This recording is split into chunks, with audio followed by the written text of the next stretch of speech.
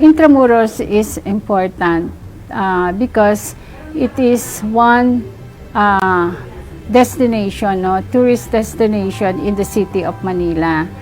And of course, this is a historical city. It is a city within a city because the schools are here, churches are here, institution, agencies, of course, the big churches here who always support the IA, and of course the training center who are here, the hospitals are within the city of Intramuros.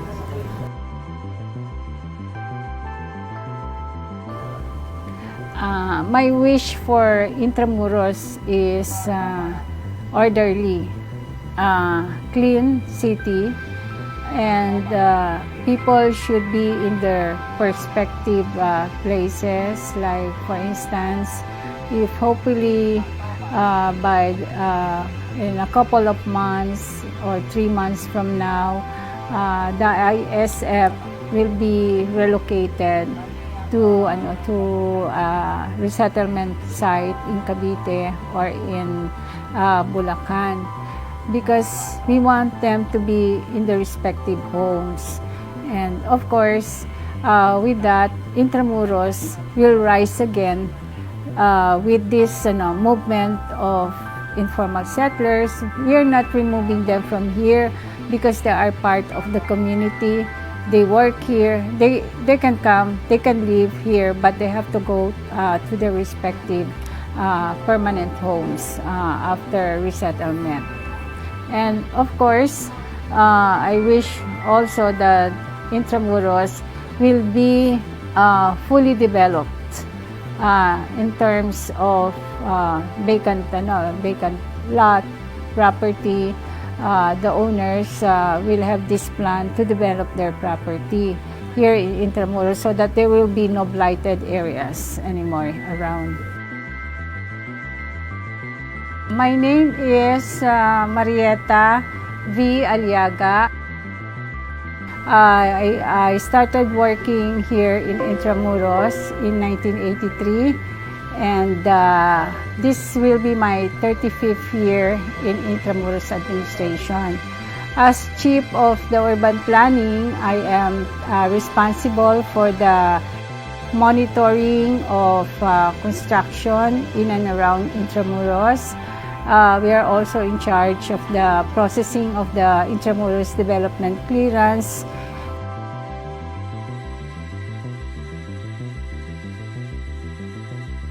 Intramuros should be cherished, should be loved, and should be taken care of, because Intramuros is historical.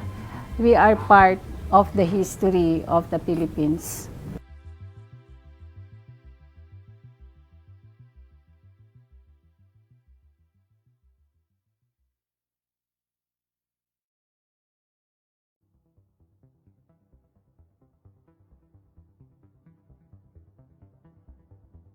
Ang Intramuros sa akin ay mahalaga. Ito ay naniniwala ako, ito lang ang Old Manila na siya ay nagpalago ng Metro Manila. Ito yung prime mover ng urbanization din ng Metro Manila. Kung wala Intramuros, wala yung Metro Manila. Kasi dito nagsimula yung malalaking eskwelahan, malalaking building, lahat ng opisina ng gobyerno. Ito lang ang lugar na may walled city o Ciudad Morada na tinatawag. Kaya nandito yung mahalagang building, tao, saka dito lumago. Pero no 1920 hanggang 1930, lumalabas na rin hanggang 1900, lumalabas na yung mayamang pamilya para magtayo ng malalaking bilya kasi masikip na rin Intramuros, mainit. Kailangan mag-expand, mga eskwelahan, lumabas na Intramuros. Tulad na ng UST, lumabas siya no 1927. Tapos yung mga iba pa, Ateneo de Manila, nasunog siya no 1932. Tapos lumabas din siya.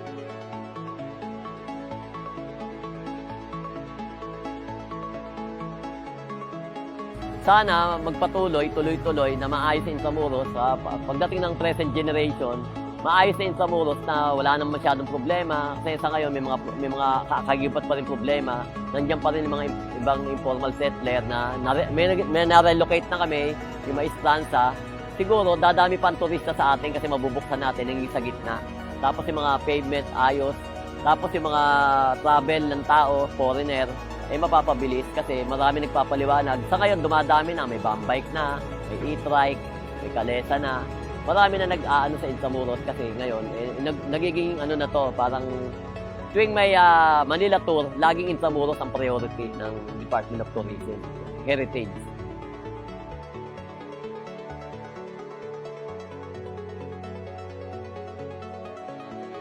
Ako nga pala si Mr. Reynaldo Cadiz, nagtatrabaho sa Intramuros ng almost 40 years, from 1979 hanggang ngayon. Naging restoration inspector din ako sa Intramuros kasi lahat ng mga ginagawang restoration, dinaanan ko from stone cutting, tapos pagbubuhos, proper document. Bago siya gawin, babaklasin muna namin yung mga lumang bato, tapos papalitan namin, mga may crack na, papalitan namin ng bago. Minsan, nung early part ng documentation namin, naglalagay din kami ng mga number sa bato para maibalik namin yung structure sa dating ayos.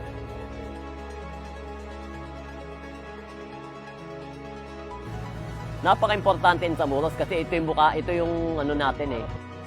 So, sa buhay ko napakahalaga to kasi dahil sa Intramuros nandito ako nagtrabaho 40 years, naging tanungan ako ng mga pangyayari dito na bagamat hindi ko inaabot iba, yung mga archaeology, tunnel na nahukay, mga artifacts. Tinatanong ako, mga nahukay na mass grave, halos lahat building na nirestore, kung ano ba yung mga dating opisina dito ng pre-war. Kasi nagbasa din ako ng mga libro na about sa archives namin. Tapos yung mga old photo, napakahusay ko mag-identify kasi kabisado ko yung old photo and then in new, yung pagkakaiba.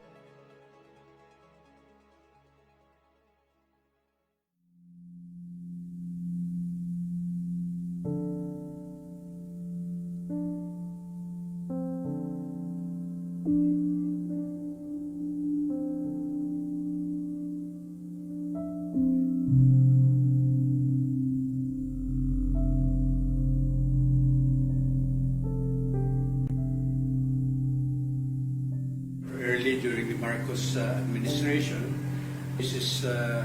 Marcos had been interested in the restoration of Intramuros.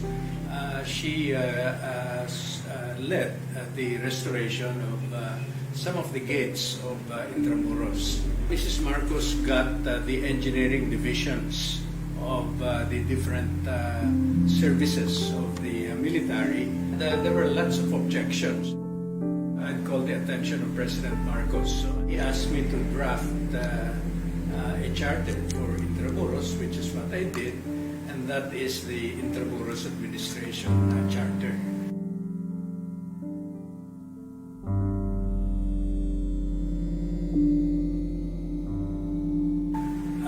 The greatest satisfaction I had was the presence of a good team headed by Mrs. Esperanza Gatmonton, and in the early days also Felix Imperial, because basically the three of us were the ones who set the initial directions of the Intramuros administration.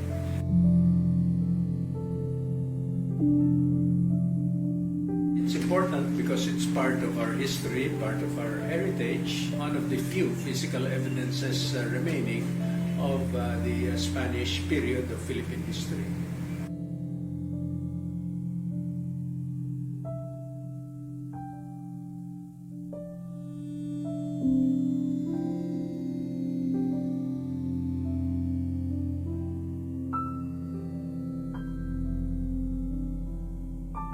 I think the major development since that time was the proliferation of informal settlers.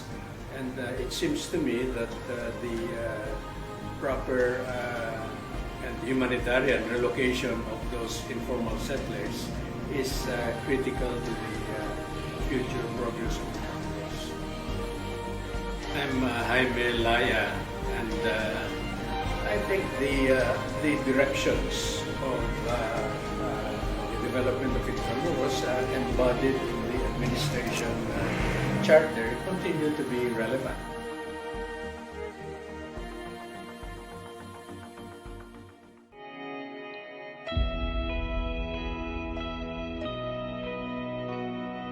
Well, Intramuros for me is many things because my father used to work in the port area, in Bonifacio Drive in port area.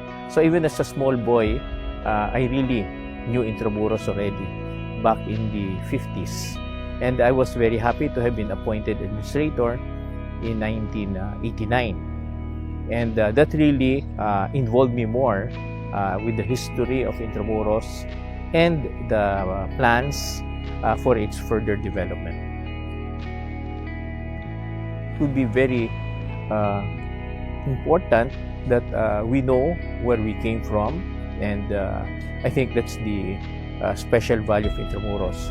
But even in modern times, there could be or there should be, and as it's happening now, other developments here in Intramuros. I'm Jose Capistrano Jr., formerly administrator of Intramuros.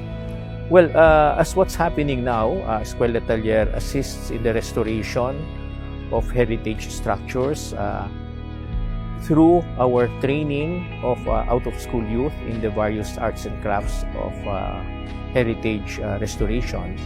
And I think this is important to preserve our historical and heritage structures, and at the same time also reach out to other parts of the country for the same purpose.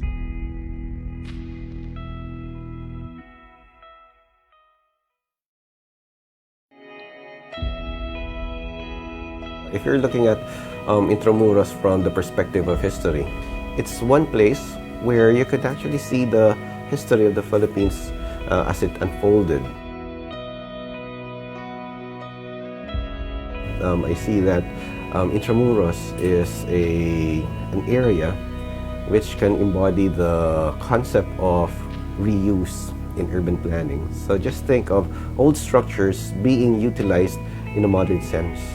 I think the challenge for us in IA is how can we recreate the former ambience so that people can relive history through Intramuros. And then that's where it becomes a site where we can educate people on the version of history according to the Filipinos.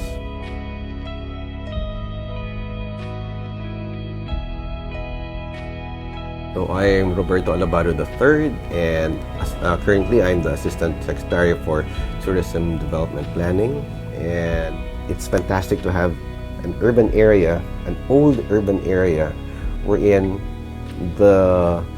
maybe in our generation we can see this transformed into a more developed society where poverty will no longer exist within the walls of Intramuros.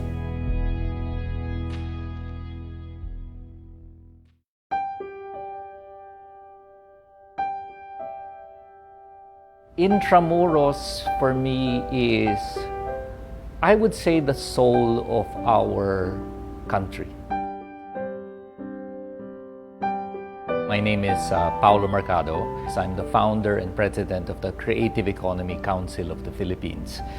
This is an advocacy group that we set up about 2 years ago to promote the creative industries, both in the public and private sector. So, yung concept of creative economy essentially is taking a look at the contribution of the totality of creative industries and creative individuals to the national economy. So, and our thrust is to get the government to recognize it as a priority strategic sector and support it with, let's say, incentives or from the private sector investments that would make it grow faster. So I wish for Intramuros in the near future to become the country's most iconic creative hub.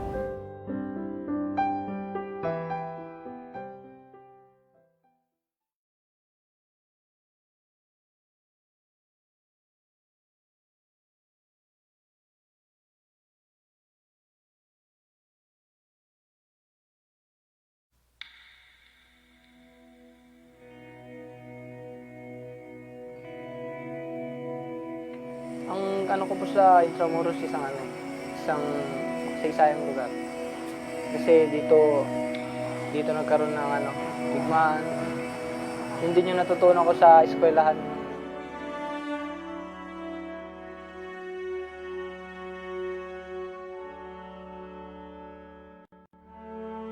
Sa akin sir, ang laki po ng naitulong ng eskwela atelier kasi nung una po na hindi pa ako nakapasok dito. High school graduate lang ako, nahirapan ako maghanap ng trabaho. So nung nakita ko na mag-opening sila na kailangan nila ng trainees. So pumasok ako yun. Tapos pagka-graduate ko, binigyan nila ako ng opportunity na magtrabaho sa mga heritage site.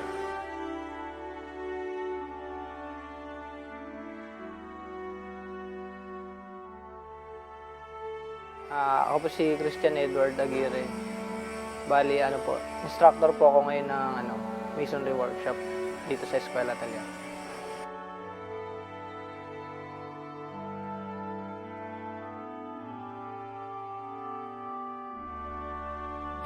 Ang laki ng tulong, unang-una dun sa paninirahan.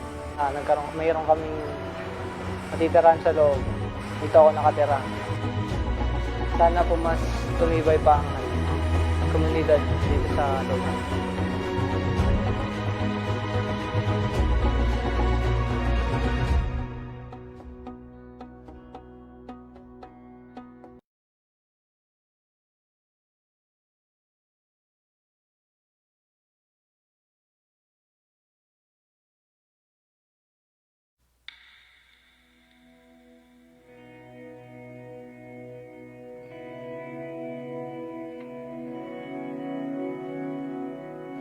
Tira ako sa Basco Street, Intramuros, Manila. Doon ako nagkaroon ng isip. Dito ako nakita, dito ako lumaki.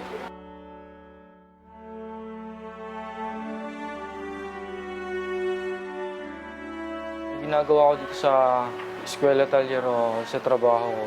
Isa ako sa mga heritage protector, isa akong mason.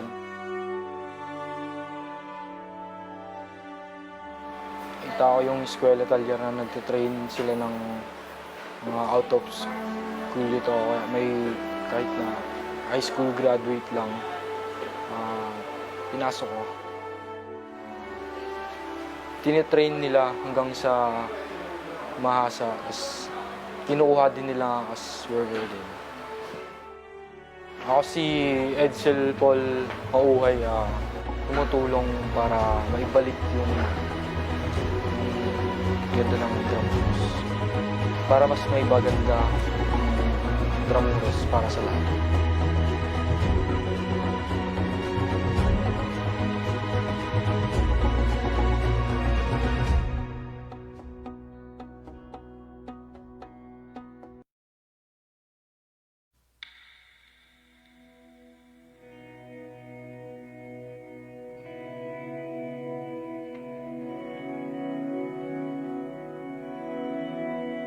Eskwela Atelier, ito yung nagbigay sa akin ng pangalawang pagkakataon na ayusin lahat. Tinutulungan kami para ma-develop yung mga skills namin para magkaroon kami ng kakayahan na gumawa ng sarili rin naming pagkakakitaan. Ang natapos ko dito ay carpentry and woodworks, tsaka painting and finishing. Ako si Romel Rivera. Graduate ako ng Eskwela Atelier ng batch 7. Ma-improve siguro yung pakikipag-connecta ng mismong Intramuros administration sa community, yung mas mas mapatibay pa. Pagdadagdag pa sa mga pwedeng magamit na parte ng Intramuros. Yung trabaho ng mama ko kasi dito sa San Agustin Church, parish coordinator siya, kaya pa lang yun, hindi pa ako pinapanganak, nandun na siya. Intramuros, na sa akin to, parang mahal ko yung lugar na yun kasi dito ako pinanganak eh. ayun na yung pinakabahay ko, hindi lang yung bahay na tinutulugan ko sa loob. Yung mismong Intramuros, siya na yung pinakabahay ko, yung mismong pader. Safe ako pag nasa loob.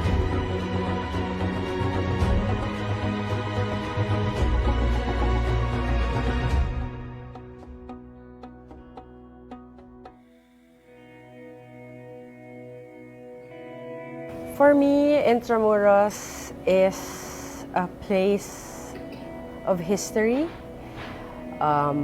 It is a cultural and creative hub, and it brings so much pride and joy to the 5th District as well. If I could describe Intramuros in one word,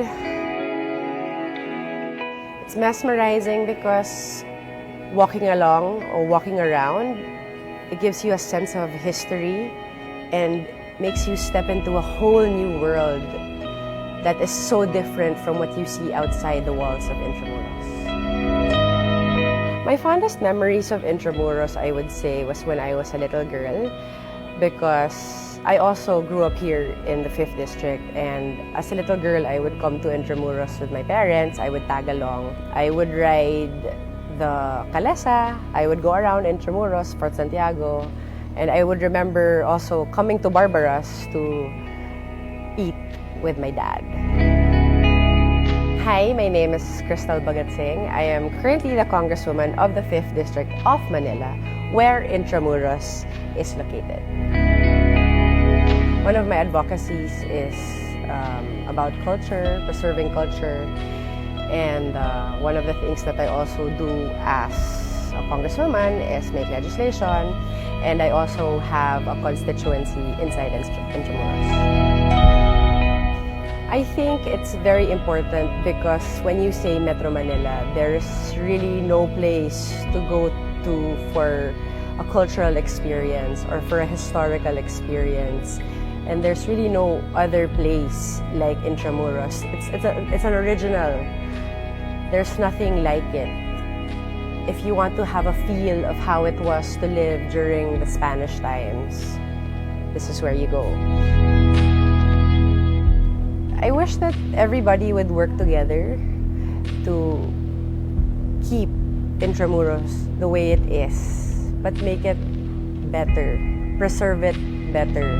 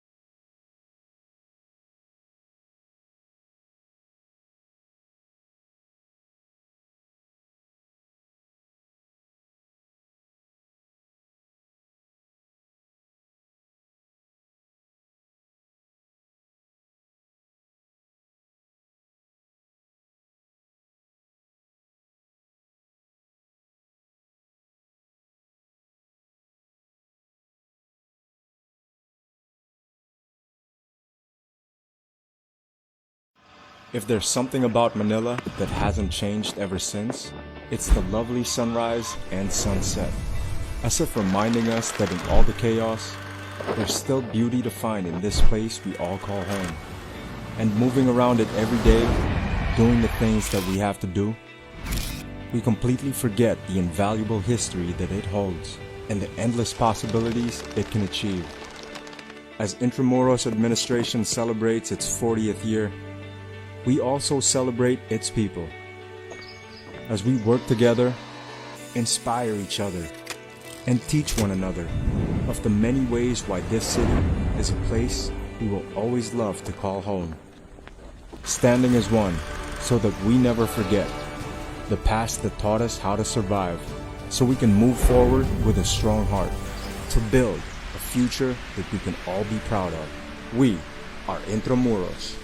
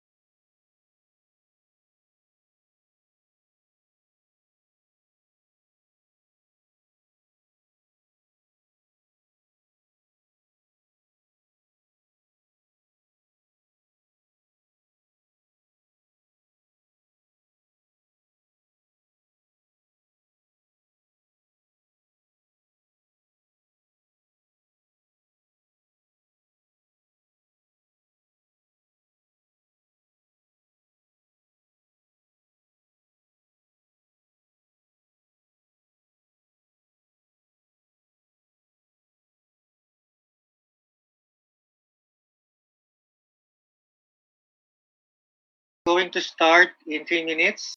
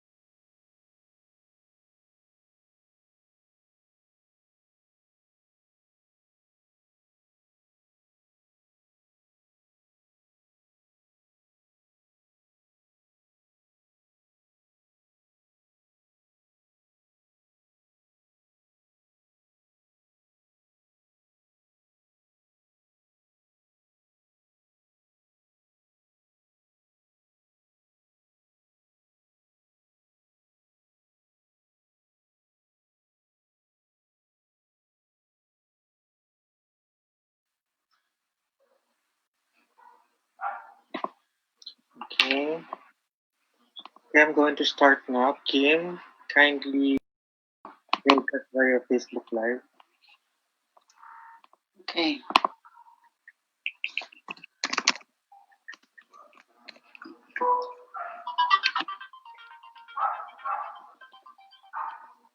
Shoot. Hello, everyone. Welcome to the Intramuros Learning Sessions. This is Ran Charcia, and this is our 20th episode of the Intramuros Learning Sessions. So, our topic for today is about textiles, specifically trademarking it in by geographical indications. So we're going to have a lot of that later. But first, let me read some house rules for everyone. Okay. So if you'd like to ask questions via Zoom, if you'd like to ask questions, you are encouraged to do so. If you are viewing via Zoom, there's a Q&A button which is found in the lower portion of the screen.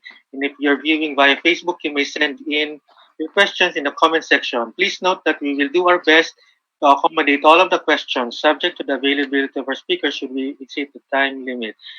Only those who have successfully registered and viewed on Zoom will be eligible to get a certificate. A feedback form will be emailed to you after the session, and the certificate will be sent within a week. If you are unable to attend the webinar, please let us know now so we can give the slot to another registrant. Ensure that your audio is okay. Wear your reliable set of headphones. Don't be shy to ask questions. And most importantly, get yourself comfortable and enjoy. Now, before we proceed, I'd like to introduce our speakers for today. So,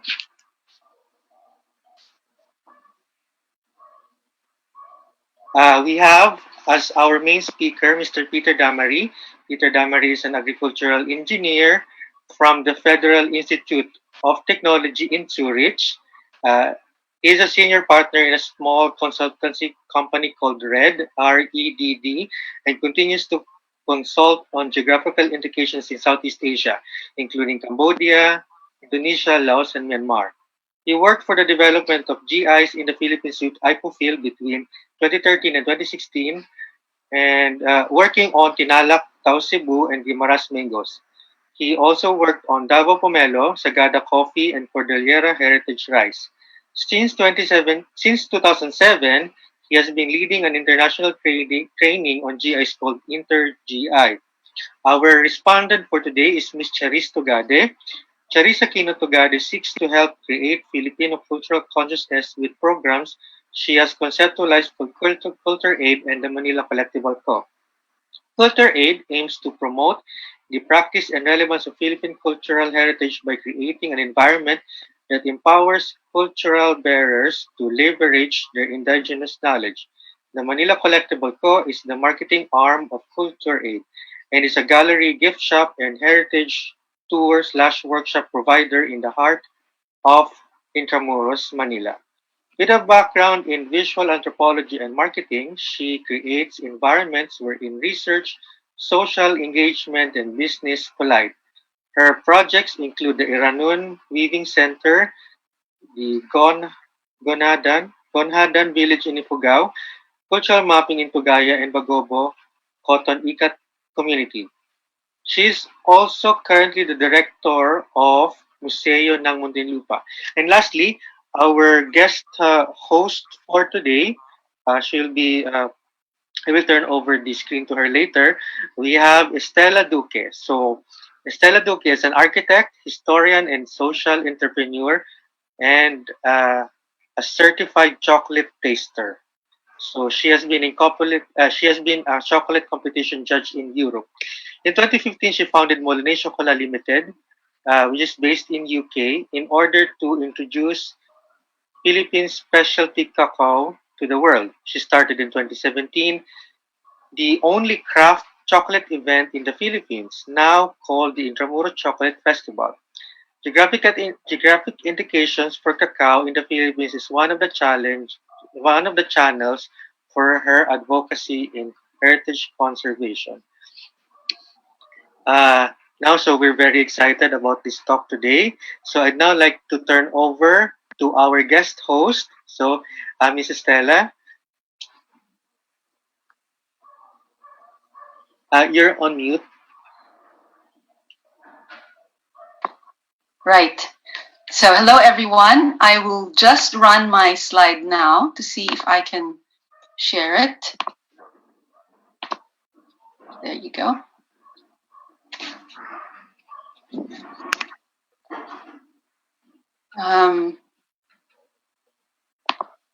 Let's see.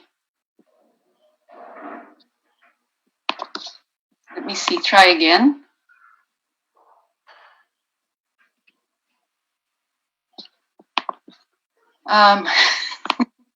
Slideshow. Can you see it? Not yet. Not yet. Not yet? Sorry. Okay. Share. Yeah. Okay, and then the slide. There. Better? So, good evening, everyone. I'd like to just briefly say that I put this together in the hope that we can address a gap in the bigger picture. So my advocacy in Philippine cacao is just a small aspect of this bigger effort that I think that the Philippines should pursue, and that is to see if we can upgrade the means of protecting intellectual property through geographic indications. And so this is the first one, and it follows on from a previous presentation by ICOMOS, which dealt with food security and placemaking. So today we're going to deal with intellectual property in textiles. And I'd like to point out that this is different from what the Philippines already have, which is the collective mark. And what we have there at the bottom is what they have at Lake Cebu for the weavers. And this is what I think that we should, or we could be pursuing in the future, which is called geographic indications. Now, to distinguish that from the collective mark, this is a scheme that is followed by Europe and now with ASEAN. And there are several levels of protection, and Peter will talk about that later. But in terms of the situation of the Philippines, there is GI as a regulatory system is situated between the tensions of trade, international trade. And so on one hand, we have GI as supported by Europe, and we have the ASEAN program for regional integration support, or APRIS. And on the other hand, we have the USAID ASEAN Development Vision to advance national cooperation for economic integration. So we have to situate ourselves between these two tensions. But in terms of protection, what we have is the World Trade Organization Agreement on Trade-Related Aspects of Intellectual Property Rights, which recognizes and protects intellectual property that is already recognized by the GI scheme. So in terms of recognition, GI provides a better protection. So I want to present the bigger picture that we have to look at when we think of GI, and that is to present to you a little bit about the discourse, and that we should look at it as a series of conversations that is embedded in contracts in terms of publications, but also practice. And then we should also think about this as situated in our time in the 21st century. And when we do that, we look at the relationships that are established. And so here I show you that we have to look at technology, trade, and the twinning of tradition and innovation, and the bigger picture of the environment. Ultimately, we have to look at where these things are, and we need nature to produce the raw materials, and so we have to look at the landscapes. So in terms of the theory, a lot has been published, and it's embedded within the practice of sociology and anthropology. And one of the key theorists that we will be looking at, or it's recognized in the field, is Pierre Bourdieu. And then we look at, in the present time, the publications that come out about craft and textile, and it's coming from material culture. In this particular one, we look at craft.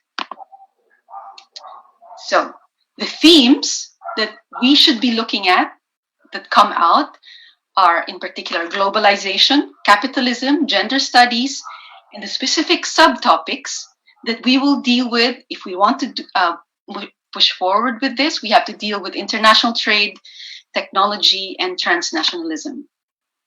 So in the conclusions, I will say a little bit about the case study of the Philippines. What does it mean when we look at craft, the practice, and the twinning of commodity and entrepreneurship? Right. So before I finish, I just wanted to show this bigger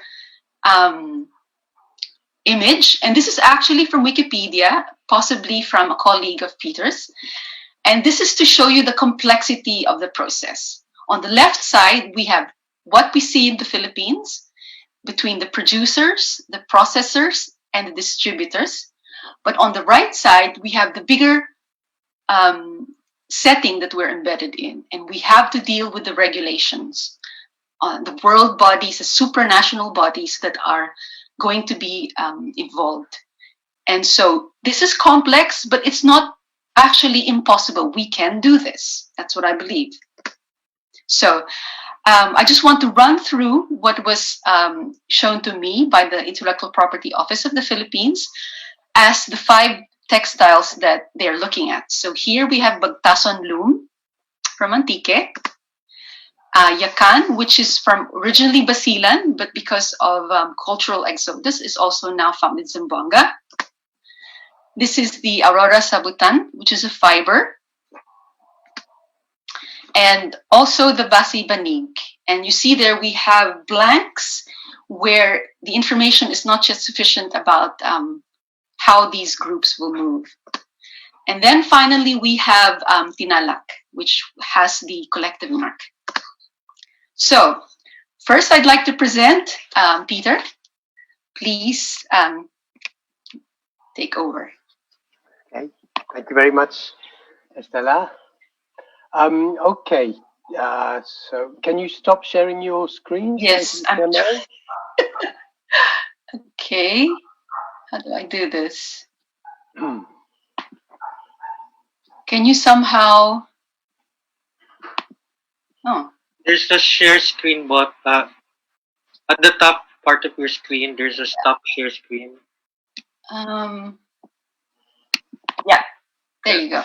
Okay. Thank you.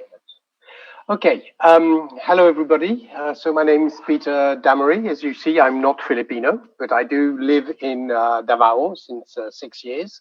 And I find some things in the Philippines absolutely fascinating and some others a bit frustrating. But generally, I'm really enjoying myself here with some wonderful people and some interesting work. So my presentation, there we go.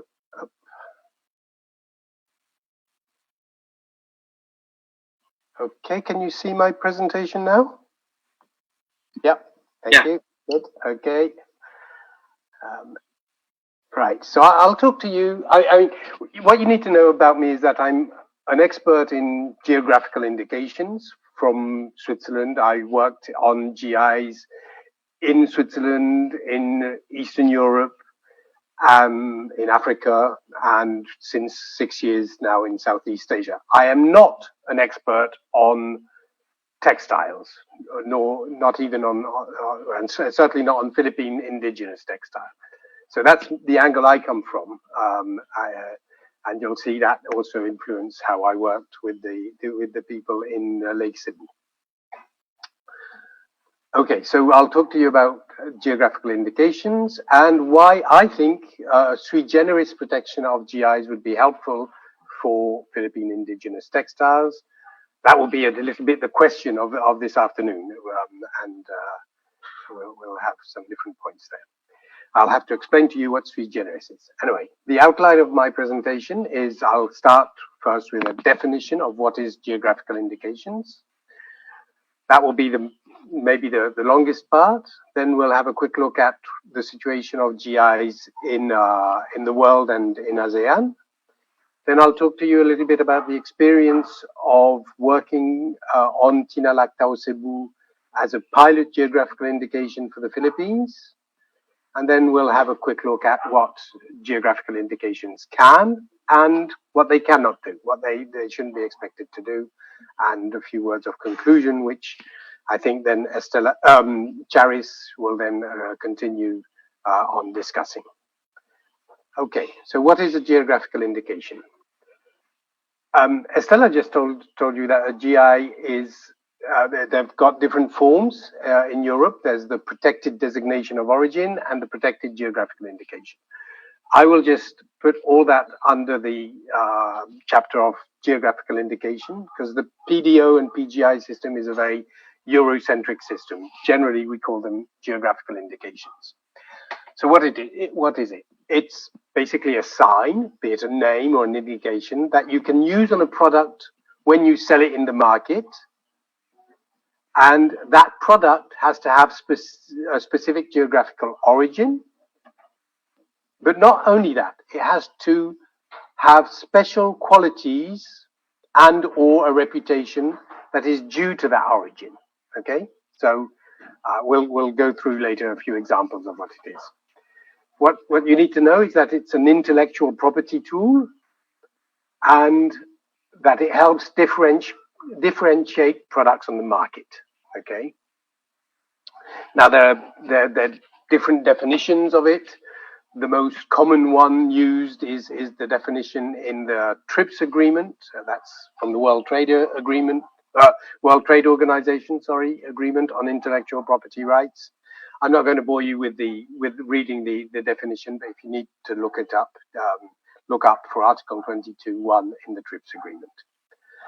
Okay, so a geographical indication is, by its nature, an inheritance of a community of producers. Okay, it's a product which has existed for a number of years, which has been sold using the name of where it comes from, or a traditional name, and it's owned by that community. It can't be owned by private group or private individuals. Examples of that are Darjeeling, for example, for black tea. So if you want a special black tea, you look for Darjeeling. Or cognac comes from the region of Cognac. Scotch whiskey, of course, comes from Scotland. Havana cigars come from Cuba. Kampot pepper, which is a very successful GI from Cambodia, comes from the region of Kampot. Gruyere cheese, which is my favorite cheese, as I am from Switzerland, and that, of course, comes from it comes from a very wide region around Gruyere in Switzerland. Parmigiano Reggiano, I guess you've heard of it. You sometimes call it Parmesan cheese, but the real original Parmesan cheese comes from the region in Italy, and that's the only one which should be able to be called Parmesan. And Champagne, which is the most famous maybe of GIs. Champagne is the bubbly wine used during celebrations usually, and that has to come from the region of Champagne, which is near Paris in France. Peter, sorry to interrupt. We can see your notes. You can see my notes. It's you're presenting via master slide, I think. Okay, that's interesting. I wouldn't worry too much about my notes, but okay, let's try again then. Okay,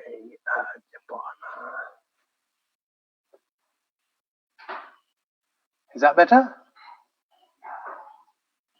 Can you still see my notes? Yeah, we can see all of your slides.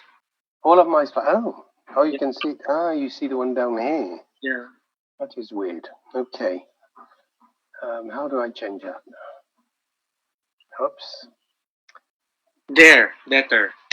Better. Okay, that's very strange now. Okay. Right. Now I go like that. Okay. Yes? We're back to earlier. Back to what I was earlier. Okay. Now, okay, well, I'll just, what do I do? Oh. Maybe we just leave it, John. Okay. Maybe we can do that instead. How's it now? Any better? No? You still see the whole thing? Yeah. Okay. Well, I can't really help much. As long as you can read what's on the slides. Okay. Can you? Okay. I don't mind if you see my notes. Okay, let me just get back one. Okay. So as I was saying, it's funny because I can't actually see my notes when I'm looking at it, so it's a bit useless. But anyway, now in the Philippines, maybe some of you can imagine a number of products, because there are a number of products that really could be geographical indications.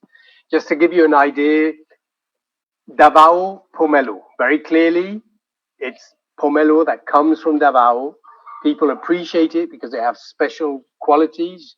You find pomelos from elsewhere, they don't have the same quality. Davao pomelo is really appreciated and has a good reputation. So that the geographical indication, the idea is to protect that reputation for Davao pomelo. Same with Guimaras mangoes, for example, and we can name many others, including in the cloth products, but I won't be doing that except for Tinalak. Okay. Maybe some of you can maybe write up some ideas of what could be a geographical indication in the Philippines. Okay, as I was saying then, the GI is a result of a long years of interaction between a human society and the territory in which that human society lives. And that is covered by a French concept of terroir. I say French because it comes from France. It started more in the wine sector, but it's now used also in English and used for products as tea, coffee, and so on. Anyway, this concept of terroir, which I'll try and explain. The concept of terroir is really linking both natural factors and these human factors, the know-how, the history. So basically, it's a local community that uses the natural resources that it has in the territory to develop a production and process method and interact within that community. So you might have different artisans in that community, and all that gives rise to a specific product, a unique product that you cannot have exactly the same elsewhere. You'll see that with Tinalak Tao Cebu. But that idea of something very unique because it comes from that area and because it is made in those traditional methods is very important. I just want to show you now a short film, if I can get the get it going. So.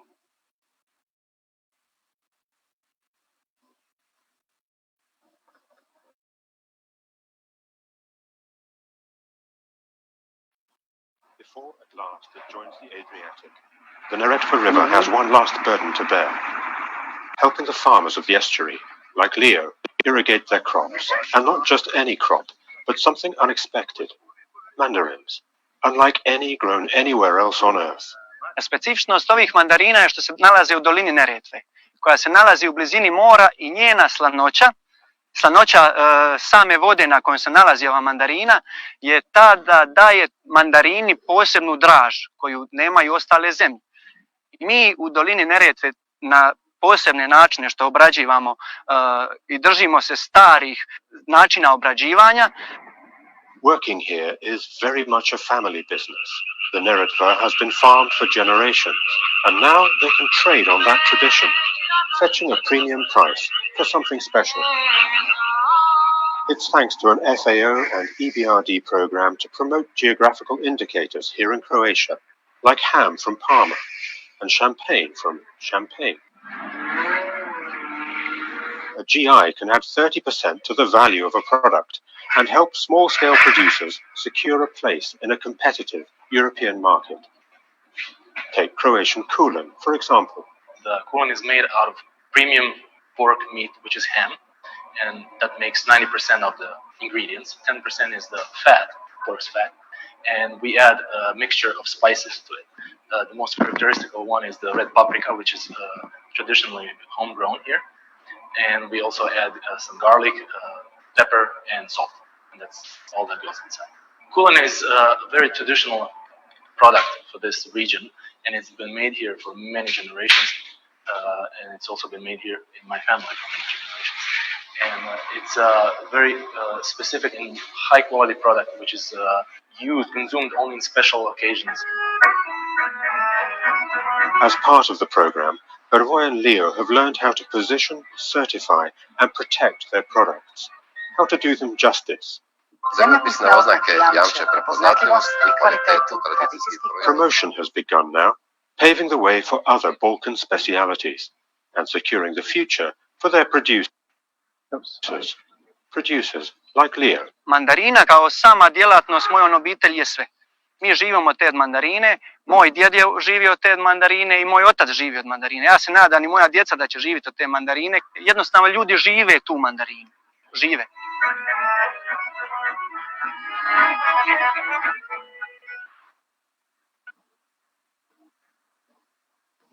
Okay. So I think you see from that video, the idea is really to show you what what a terroir is. And I'm trying to escape. There we go. Right. So I'll try to give you back the other projection. Maybe this one. Okay. All right. So that's the concept of terroir.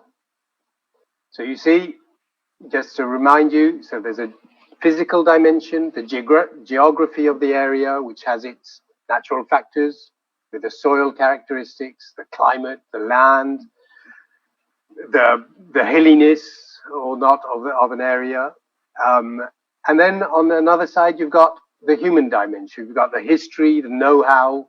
Maybe it's a community that has come in from somewhere else, has brought with it some know-how and so on. And that's developed culture, tradition, their socio-economic context and so on. And if you combine the effects of the physical dimension and the human dimension with the practices, the know-how, you get to a and which could be a geographical indication. Okay.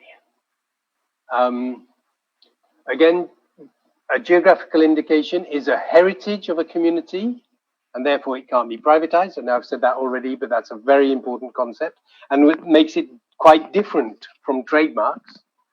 Okay. And even that when it's registered, it has to remain accessible to all the legitimate operators, all the legitimate users. So all those who can claim to the heritage of that GI. That's a very important principle of non-exclusion of the legitimate users. But notice the term legitimate, okay? Not everybody is legitimate users. It's those who live in the area where it was traditionally produced and follow the rules, follow the traditional way of producing it. So then those legitimate users with a geographical indication system have the exclusive right to use the geographical indication. There again, there's a difference with trademarks. Trademarks, you typically register a new name, a modern name, or if you register a geographical name, it has to be accompanied with a design, a graphic, and you don't have the exclusive use to that name. With a geographical indication under a sui generis system, you get an exclusive right for the legitimate users. But it sounds a bit complicated to organize, right? So the legitimate users have to be organized in a collective organization that we might call the management organization of the GI. That represents all the GI producers, all the legitimate inheritors. And those have to follow, they have to develop what we call a code of practice. So those are rules of production and definition of the quality of the product. And then the producers have to follow that code of practice to be able to produce that geographical indication. Part of the code of practice, of course, is the delimitation of the geographical area in which the product can be produced. Okay, I guess you probably have a lot of questions, but I think we'll take the questions all at the end. What's the situation of geographical indications in the world? Well, they're used throughout the world to distinguish terroir products. Even in countries which don't have sui generis systems, such as the US, they have geographical indications registered as trademarks. So there's Idaho potato, there are some Florida oranges, I think, Kona coffee from Hawaii, and so on. But in Europe, most countries, or all countries now, have what we call a sui generis system. So that's a system which is specifically organized for geographical indication. separate from trademarks. Okay, so in that sui generis systems, you usually would have a system where the state recognizes the organization, recognizes the code of practice, and gives it a higher level of protection than a trademark, and gives that exclusive right to the use of the name. Okay, anyway, so it was first introduced in Southern Europe, in France, Italy, Spain, which of course are countries with a very rich cultural food heritage, agricultural and food heritage.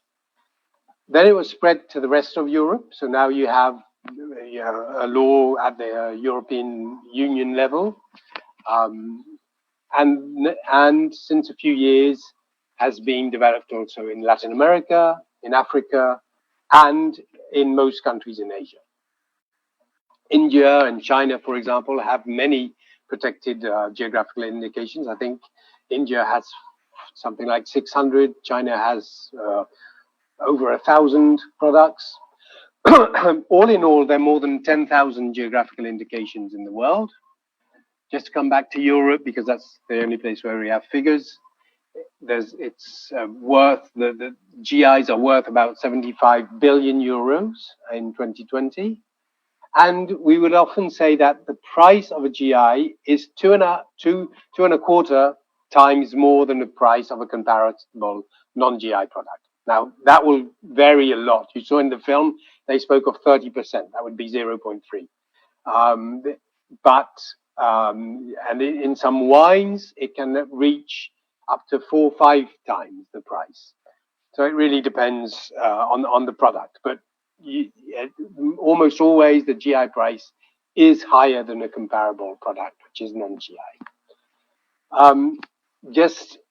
In Europe, the GI system is reserved for the moment for agricultural products, foods and beverages, a lot of wines, but also a lot of cheeses, hams, but also salts and so on.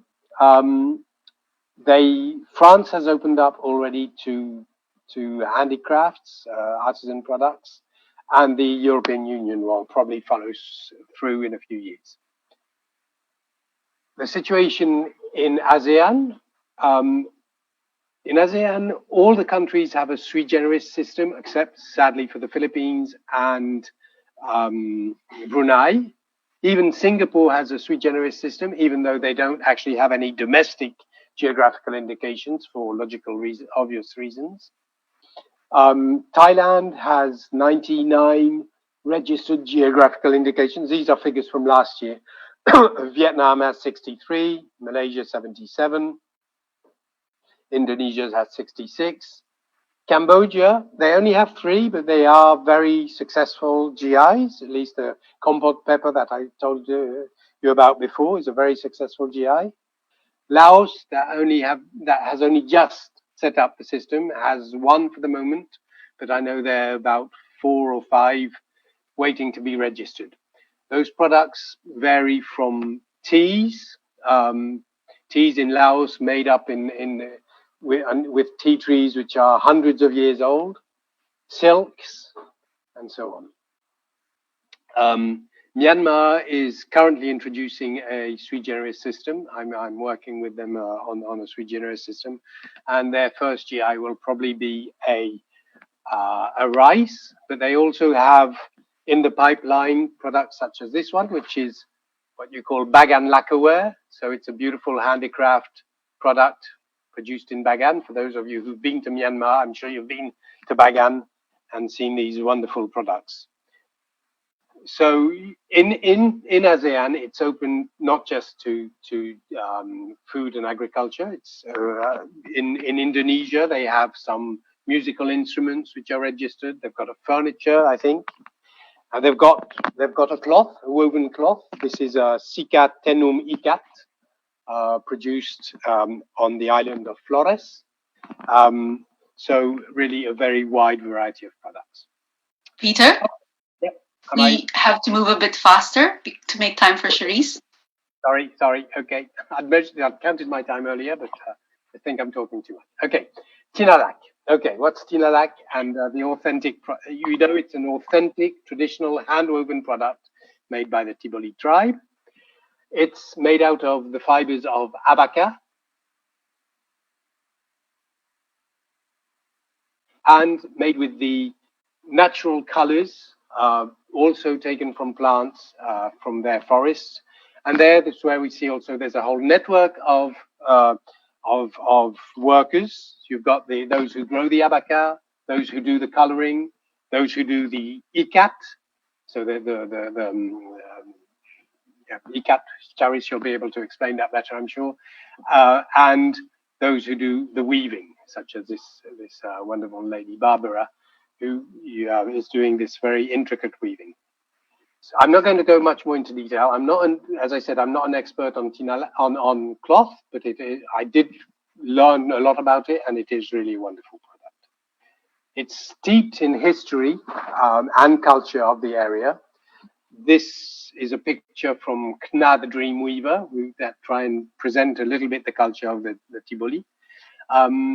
But it's really being produced since generations and is very important in their religious ceremonies, in their weddings, and so on. So back in 2011, I think, was the first approach to IPOPHIL to ask them to register Tinalac as a geographical indication. I was then involved from 2012, 2013, where we worked with the weavers, so 8 groups of weavers in the Lake Cebu region, representing 400 weavers. We would have regular meetings just about every month between 2014 and 15 to work on first the code of practice, so the rules that they wanted to set themselves to produce what we would call Tinalac Tau Cebu. We'd first do it in English, because obviously I don't speak Tiboli, but then there's so many words which were unique to describe their activity in Tiboli that, of course, we also worked in Tiboli.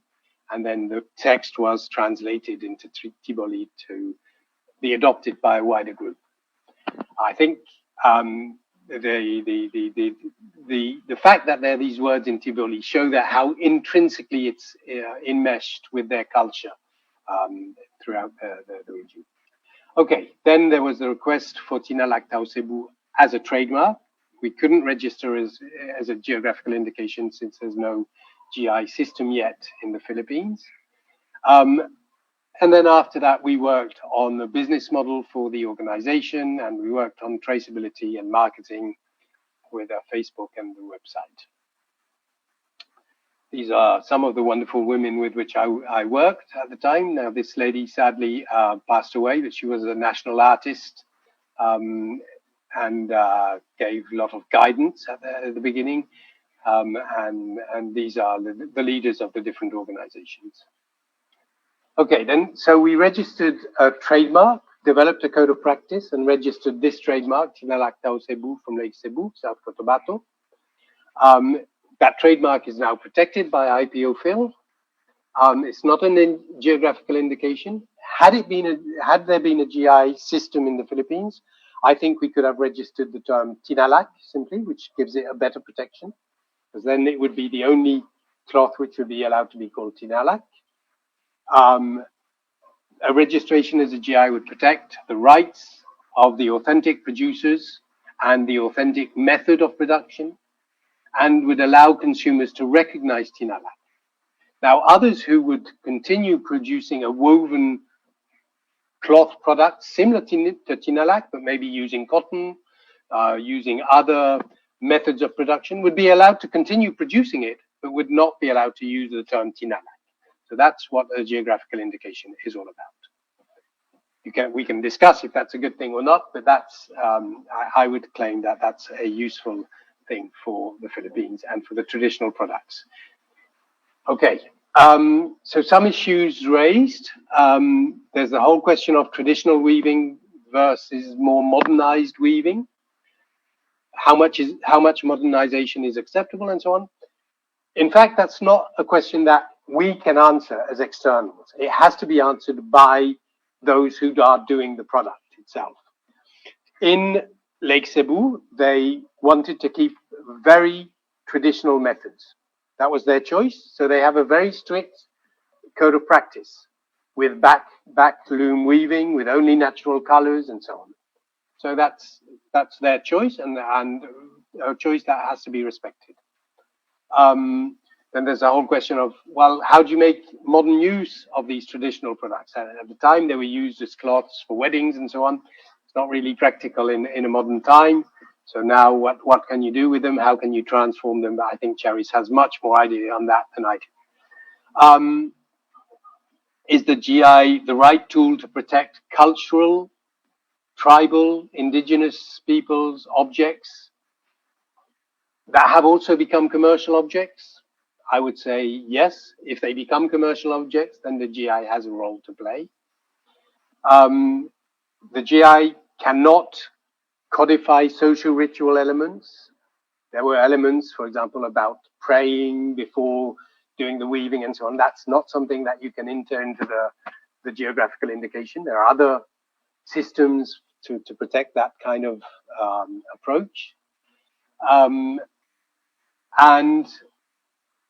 the GI is also not the right intellectual property tool to protect patterns and designs. There are other tools for that, even though I don't think there are any tools which are really satisfactory to protect traditional design. Peter, I think your next slide is actually talking about that. So GI, sorry, what? Yeah, no, it's good. It's good. Two more slides. Okay, what a GI can and cannot do, it protects the name or the indication, say, on the market. It can allow traditional products made in the traditional way to keep their special quality and to find a modern market. So, the weavers of Lake Cebu, if their name Tinalak is protected, they can continue selling their product at a high-end product because it's used all these traditional methods. So it can usually help reach a better price for the producers, help the legitimate producers communicate directly with the consumers. What it doesn't do, it doesn't protect the product itself. So others can do a similar product. They can never do exactly the same because they're not in the geographical area, but they can do a similar cloth product, woven cloth product. There's no problem with that. It doesn't either protect directly cultural or religious heritage. There are other tools for that, I think more from UNESCO and so on. And it's not, as I said, not the right tool for patterns and designs. Quick conclusion. I think that there are many products from artisans in the Philippines or indigenous people in the Philippines that have a very strong link to the terroir, and therefore that could qualify as geographical indications. If they are then sold on the markets, if these products are sold on the markets, they would definitely benefit from being protected as a geographical indication. So this intellectual property is in fact a right that they should have anyway. It's not something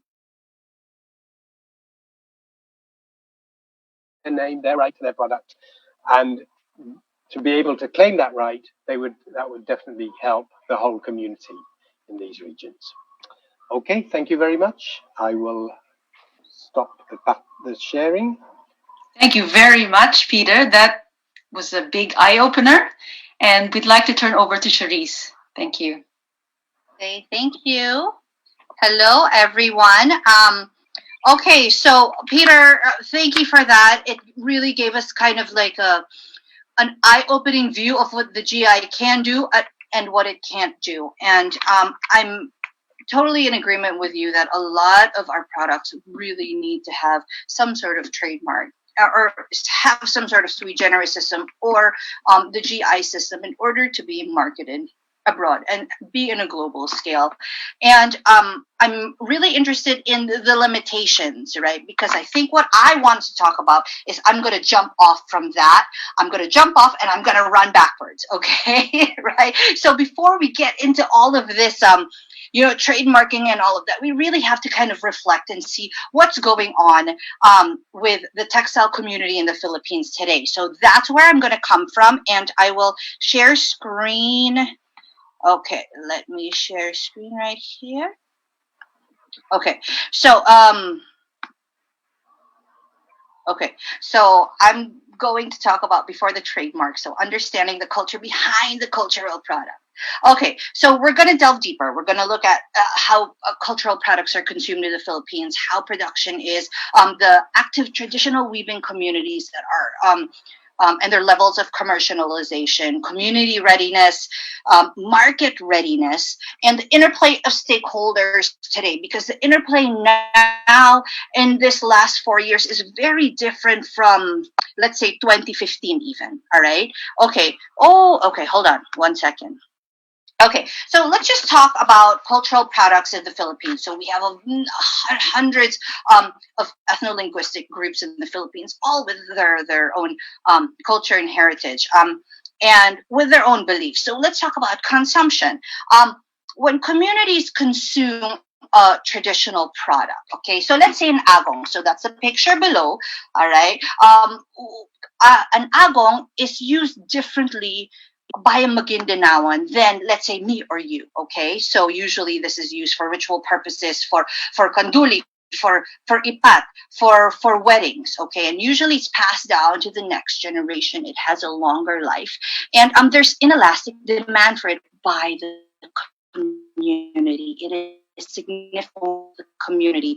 Once that is brought to another kind of, hold on 1 second. If it's another audience, different, okay? So this picture on top, I think this is a photo by there's a pasiking. It's a ritual pasiking, okay? So this ritual pasiking and this puna, which is the ritual box right in the middle, was used for different things, but now I'm seeing it I saw it in someone's bathroom, or I see it as a piece of decor, okay? So the community consumption is very different from mass market consumption of a traditional product. So mass market consumption is basically, it's made still by the community, but modified for mass market with or without its original functional attributes, right? So you'll have the bulul, which is the rice deity, and protector for the rice granary. Now this is being sold as kind of just little ornamental souvenirs, okay? It does have elastic demand, okay, if the value is not understood, okay? So, I don't know how to move this. Okay, all right, 1 second. Let me just fix this real quickly. Sorry. Sorry. Okay, I can't see anyone. I feel really weird talking to myself. Okay, all right. So the production of cultural and traditional products. I interchange cultural and traditional, but it's pretty much the same thing. Okay, so traditional production. Now let's look at the two photos on the top. This is agong making in Dilimbayan in Tugade. Okay, so creations are utilitarian. Art is a part of life. Walang signature. Okay, people don't put signatures. Ownership is shared.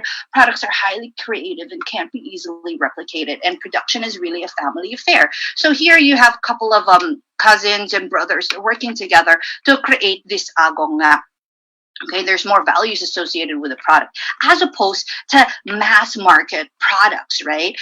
It's art for our sake. There's usually signature, there's usually a mark. It's usually not shared, purchased, of course. And production is in a really sterile environment, removed from kind of that familiarity.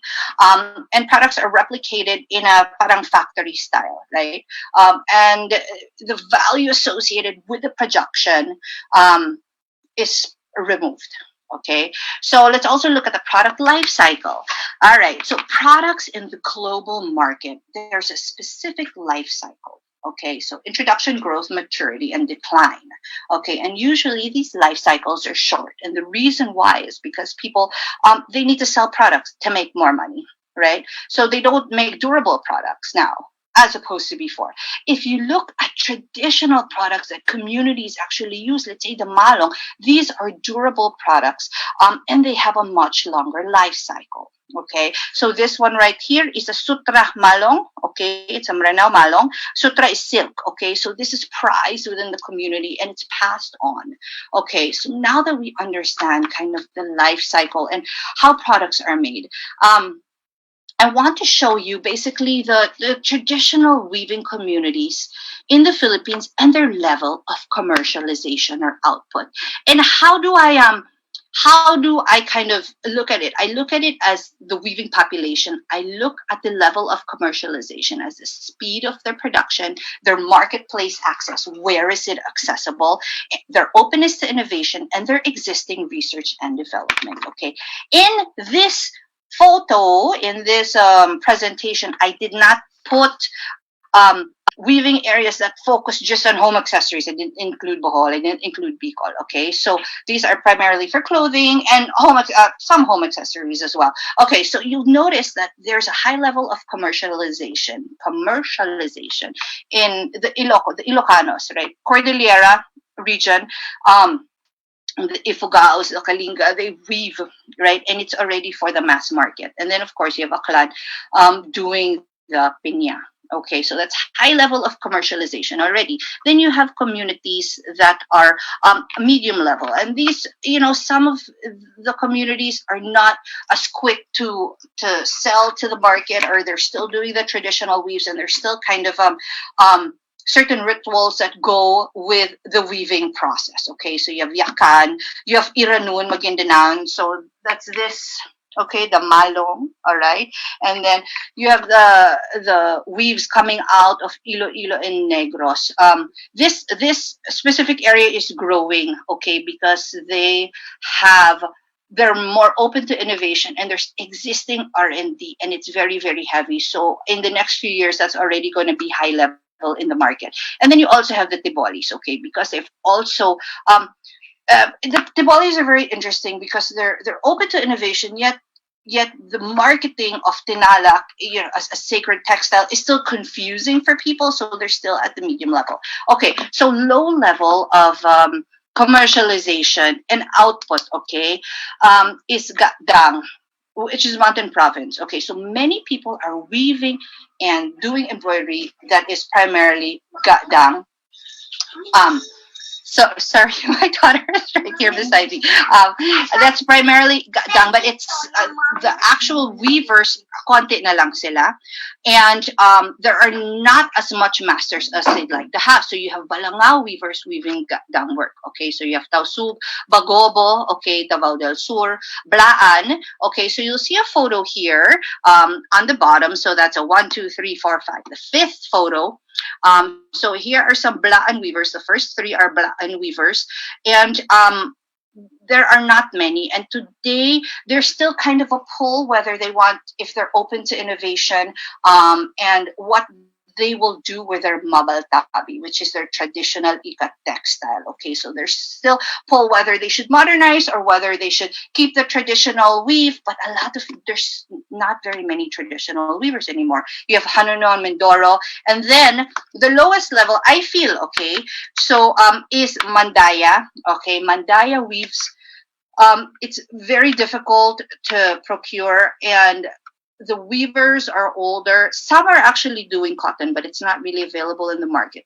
And the last one, which I already feel in the next 5 years, wala na, is the Pulao of the Sabanan. Okay, so here on the last photo, you'll see one of the really last Sabanan weavers, and her daughters don't want to weave.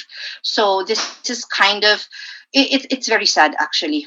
Okay, so these are the active traditional textile weaving communities. All right, so before we start with trademark or sui generis or collective mark, we really need to see what the community wants to do. Okay, so what is the goal of the community? All right, is number one, is the community ready to promote their culture to a wider audience? Do they want to keep it within themselves? Does the community want to increase economic standing through the creation and replica of traditional cultural products? So if you look at the photo below, Maranao. Okay, so you see that many Maranaos are doing landap, but they've they don't just weave it now. Now they do some sort of, they sew it. Okay, so it's not the traditional way anymore, but they're replicating and they're doing it quickly, and they're selling it everywhere. But there are also communities that are advancing their economic standing through education and services, right? So you have people like Waway Saway and the Talandi community who really focus on educating their community first, right? And here's a picture on the bottom of his wife Jessica, and there's me. That's like 20 years ago. And they really did it through music and through performance, and now they're creating really wonderful products. But it took some time. It's really the education that they focused on. Okay, so number 2, people are so excited now because traditional textile is everywhere in the Philippines, and we're seeing weaves that we've never seen before. And people are so quick sometimes, I feel, to okay, let's trademark this or let's market this. But sometimes the community, are they empowered enough to make a calculated decision regarding the sustainability of their craft? And more importantly, the sustainability of their intangible culture.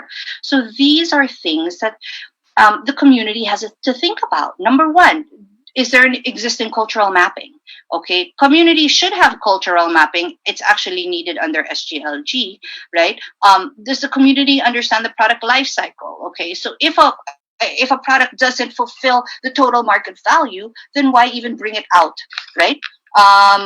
What are the existing trade agreements? Does the community have access to raw materials in the marketplace? There are many communities that do wonderful work.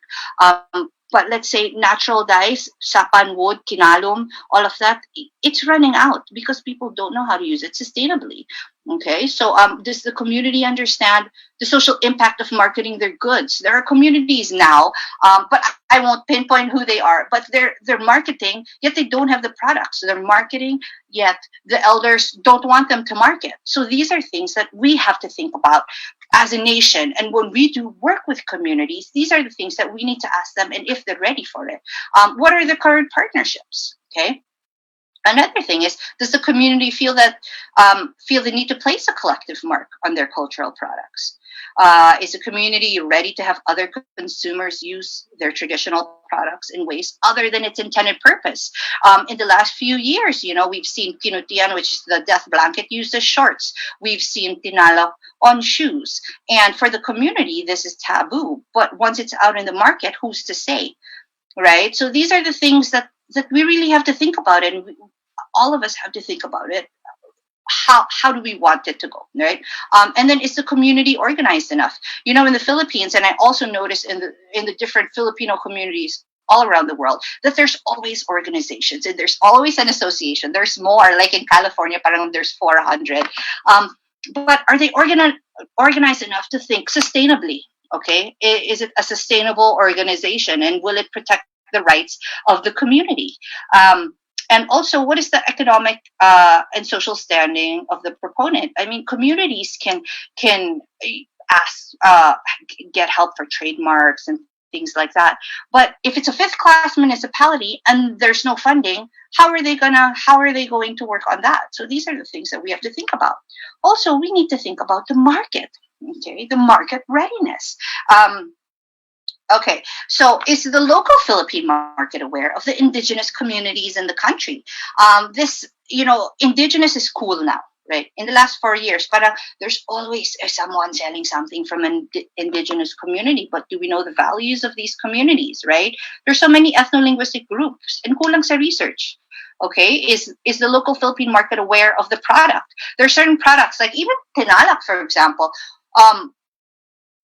Many people still don't know what it is, and how shouldn't we increase that first?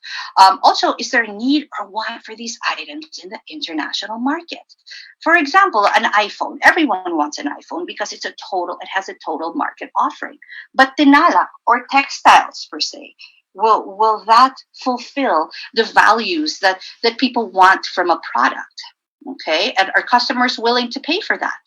Are they willing to pay for that value? And what type of customers will pay for it? So as much as we want to put everything out there, we really need to think as a society of the value of this for everyone else, right? Okay, so for me, I think this whole entire thing is really an interplay of the local stakeholders, okay? And communities have access to this, especially now, right? You know, you have national agencies that are working with communities, and you have the National Commission for Culture and the Arts, you have DOST, and PTRI, that's the Philippine Textile Research Institute, and their Ms. Celia Alumba is very gung-ho in working with communities. You have TESTA, and they're actually doing, they're finalizing the weaving manual or weaving kind of technology that they'll be teaching the rest of the country. You have DTI and CITEM and Design Center, and their programs like Sikat Pinoy. And these are important programs for many of these products to be launched, okay? And then you have IPOPHIL. Oh, I didn't put their logo. I'm sorry, IPOPHIL. You have NCIP. You have Intramuros Administration, Nayang Pilipino, who's doing research now on the sustainability of craft. You have Department of Tourism. So you have those national agencies, and they are available to everyone. Also, you have the academe. You have wonderful projects like the cultural mapping of CCPET under Eric Cerudo. You also have the Corditex project of Dr. Ikin. You have Ateneo coming out with their social OCSI, social, I forget, but they're doing good work. MSU, you have people coming out of UP doing wonderful research, like Norma Respicio, Dr. Norma Respicio. So this is all accessible, and it's actually all online now. And the communities are starting to see this, but it's, you know, we still need to connect more. You also have legislators, local government units. You have the Magudadatus who really promoted Inaul, which is this, right? In Maguindanao, you have now Congressman Lauren Ligarda, and you have Senator Nancy Binay, who's also doing the work and legislation. There are also nonprofits that are doing wonderful work with the communities, and communities have access to these organizations like NTFP, like HABI, like the work of Marlon Martin in Ifugao. And CulturAid, our organization, we're available. So I think it's an interplay of this and the community, and kind of just how this can, you know, trademarking and putting a product out there is not just work of just one person, right? It's really looking at it as the sustainability of the culture, the sustainability of the craft, and the umbrella organization that's going to work for and with this community has to realize that it can't just be for, you know, everyone for himself. Okay, so I think that's really important, and I think now is really the time for organizations to really work together. Okay, so values alignment. So once all of these groups get together, I'm sorry, do I have no more time? Okay. Once all these groups get together, we really need to assess our values as Filipinos, okay? So let's say we work with an indigenous community. We have to really understand the impacts of colonization and kind of decolonizing our thought process, okay? So we're not saving the savage, right? So a lot of people think, oh, these poor indigenous people, and they all have cell phones. Like, they're listening to us right now, like Vina Agaid, who's from Abra, right? So, I mean, these are people don't need to be saved. So we have to kind of just decolonize a little bit, and we have to stop romanticizing Philippine indigenous culture. People live in a modern world. So here I have a photo of a mosque, and people are playing tennis. This is your morning ritual in Tugaya, right? So everyone's just playing tennis in front of the mosque. And then this craftsman on the second photo below, he's one of the tennis players, but you know, he's not living in some hut, right? And you have one of this Blaan ladies, and she's just chilling, playing her faglung with her sunglasses. And this is an old photo. This is actually from 2002. But, you know, we really have to kind of just remove that colonial mentality. And we have to understand that classism still prevails. So we've got to remove that from ourselves as well. And also, I think all of the organizations and agencies working with communities, they have to understand that the notion of progress from a Filipino perspective rather than another Western lens, right? Because progress is different. Is progress only economic? I don't think so, right? Okay. And stakeholders should also pursue, right? Indigenous constructs of production. Okay, so production is just not factory style. That's not how Pinoys work. We're very one of a kind. Yes. Shall we wrap up to answer yes, some this questions? is one last na po. Okay, and then umbrella organizations should also understand the value of production. Oh, did I just say that? When coming up with a code of ethics, okay, and understand the traditional life cycle. And I think people should really think about sustainability over budget. Sustainability. Okay, and future forward. I guess as organizations working with communities, we really have to think, and even just for the communities themselves, who do we serve? Okay, and what kind of community, what kind of society do we want our children to grow up in? Our products are just the tip of kind of this great intangible wealth we have as a people. And knowing this, how do we move forward, right? So what are we in the pursuit of? Okay, so thank you very much.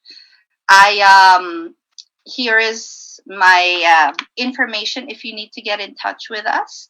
We are again CulturAid and the Manila Collectible Company, and please, let's collaborate, let's be friends, and I hope to see you all soon. John? Right. So we'd like to open the floor for questions before we go to the conclusions. Okay, so I'm going to air the questions for this presentation. So the first question is from Feliz Santa Maria. So she's joining us today via Facebook Live. So her question is, what would happen with a fabric made in several provinces, not only one? Or a textile that uses artisans from several provinces to make the final product. She cites an example. So embellishment of piña is done both in and outside a clan. Piña has been positioned by the Philippine government as a specialization of a clan. But to provide sufficient raw materials, the Spanish red pineapple may need to be planted in several provinces and not only in a clan. So what can you say about this? I think, Peter, that's similar to the question I had about Philippine cacao. So maybe you could respond to it. Okay, sadly I don't know the case very well, but indeed when you're defining a geographical indication, you define a delimited geographical area. Now it doesn't have to be, maybe it's called Aklan Piña, but the geographical area can be wider than just Aklan. That depends on where traditionally they got their piña from. But there is a little bit the concept of rarity with a geographical indication. A GI is not a mass market product. It's a product for a niche, for a high quality and niche. So if you limit the volumes, now this is all economic theory. Maybe it doesn't apply for piña in particular. But if you limit the volumes, in theory, you can increase the price, offer and demand. But yeah, that's all I can say is that the geographical area doesn't have to be exactly Aklan. It might be Piña Aklan, but your geographical area could be wider. It could be the whole island, for example. I don't know exactly for Piña. It's like I was talking to you earlier about Gruyère. Gruyère is a small region in Switzerland, but the region where Gruyère is produced is the whole French-speaking part of Switzerland, almost the whole French. Yeah. So John? It depends on what the name that needs protecting is. The name that has a reputation, but the geographical area can be wider. Okay. John, I'm going to just show a slide that I created that will add to what Peter's just said. Let's see if I can share it now.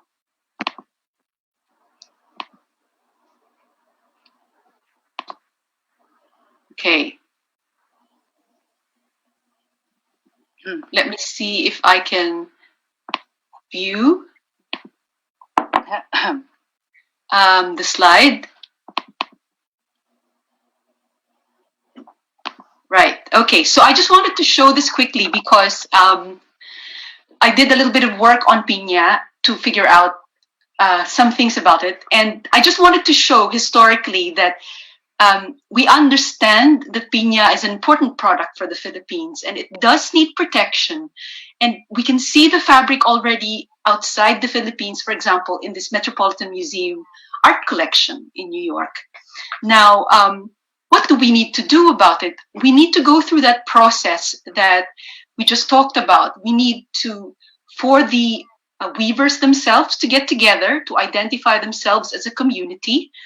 And then we also need to understand at the level of practice, what are the skills that needs to be protected? What are the production techniques that come into play? And then we have to look at the bigger picture about entrepreneurship. What are the inequalities embedded in this kind of transaction? What are the interpersonal relationships that need to be cultivated among the weavers groups? And the political dependencies that they have to rely on internally. And then you get to the picture of, the global trade. How do we access this? And I think that this will probably answer quite a few questions already if we move at other products. So maybe John, you can tell us another question. Right. So we have a practical question from Alan Joycera. So her question is, who can request or apply protection for a certain geographical indication, and where do they go if they want to apply their product as GI? So is the applicant limited to government only, or can private individuals apply for GI? Well, for the moment, there's no GI system in the Philippines as such, but in principle, no. Individuals can't apply for a GI, except if by coincidence they're the last producer of a particular product and so on, but that's very rare. So it really has to be an organization that can represent the community, okay, that can represent all the legitimate inheritors. And it has to remain open to all those legitimate inheritors. That's a very important concept in geographical indication. Very different from trademark. If you're an individual who wants to produce something, okay, go for a trademark, that's fine. But if you're trying to protect a name on, especially a geographical name, which already belongs to the community, and it has to be that community that requests for the protection. And the protection would be with IPOPHIL, the Intellectual Property Office of the Philippines. Yes. So to clarify, the Philippines does not have a GI system. And this is the purpose of the whole presentation. And that is to point out to everybody in the Philippines right now, we don't have it. What we do have is a collective mark. And that's what the Tinalactao Cebu has. I hope that clarifies the matter. Thank you. I guess that answers as well the next question. Yeah. Alan Dulcera as well. She is asking about the established standard conditions in the Philippines for the qualifications. So I guess that's okay now. Yeah. And then we have from Mary Rose. She's from CCP and she would like to help. Later, Mary Rose, we're going to share details on how you can contact our speakers. Thank you for reaching out. And then we have an anonymous attendee. I think this is best for Charisse. What are your thoughts about the usage of certain traditional textiles in creating face masks resulting from our demands? Isn't this cultural appropriation or rather misappropriation? Okay, so this is an issue actually for some communities that are very traditional with their textiles, such as the Bagan. So it really has to come from the community, whether they're comfortable in making it into a mask. And most communities are. right? And they understand, like here, I have one, you know, like they understand that it's needed, and to just be pragmatic, people need to make money. How are they going to sell their textiles now? They can't, right? So they're turning it into mass. But some communities, and we have to be very respectful. If the elders are not comfortable with it being turned into a mass, then you respect that. You respect that and just don't do it. Or you can modify. Like, for example, there are fabrics like some tinalak, for example, like this one is made by Langdulay. You can't just turn this into a face mask. But if it's like a cotton, and it already looks very different from the original, like this one, this is actually bagobo, okay, a bagobo textile. Then the community is okay with it, but it's something that has to be discussed with the community. And I really, designers, resellers, you have to talk to the community themselves. Talk to the elders and see what they're comfortable with and see how far you can go. Did that answer your question? I hope so. Yeah. We hope. Tell me, this is a long conversation. If I can just reinforce what Charisse was saying, I think that, you know, the decision and the both the empowerment, actually they are already empowered, but they are the owners of these products, and they're the ones who have to decide how they want to go forward with them. The example of making shoes out of tinalak cloth is a very good one. They're very shocked by that. It's not acceptable for them, so it shouldn't be done. It's simple as that. And it's only if the community is organized enough and has their rights that they can stop people from doing these kind of things which they don't accept. I agree. John, before you move to the next question, I would just add like a little thought about that.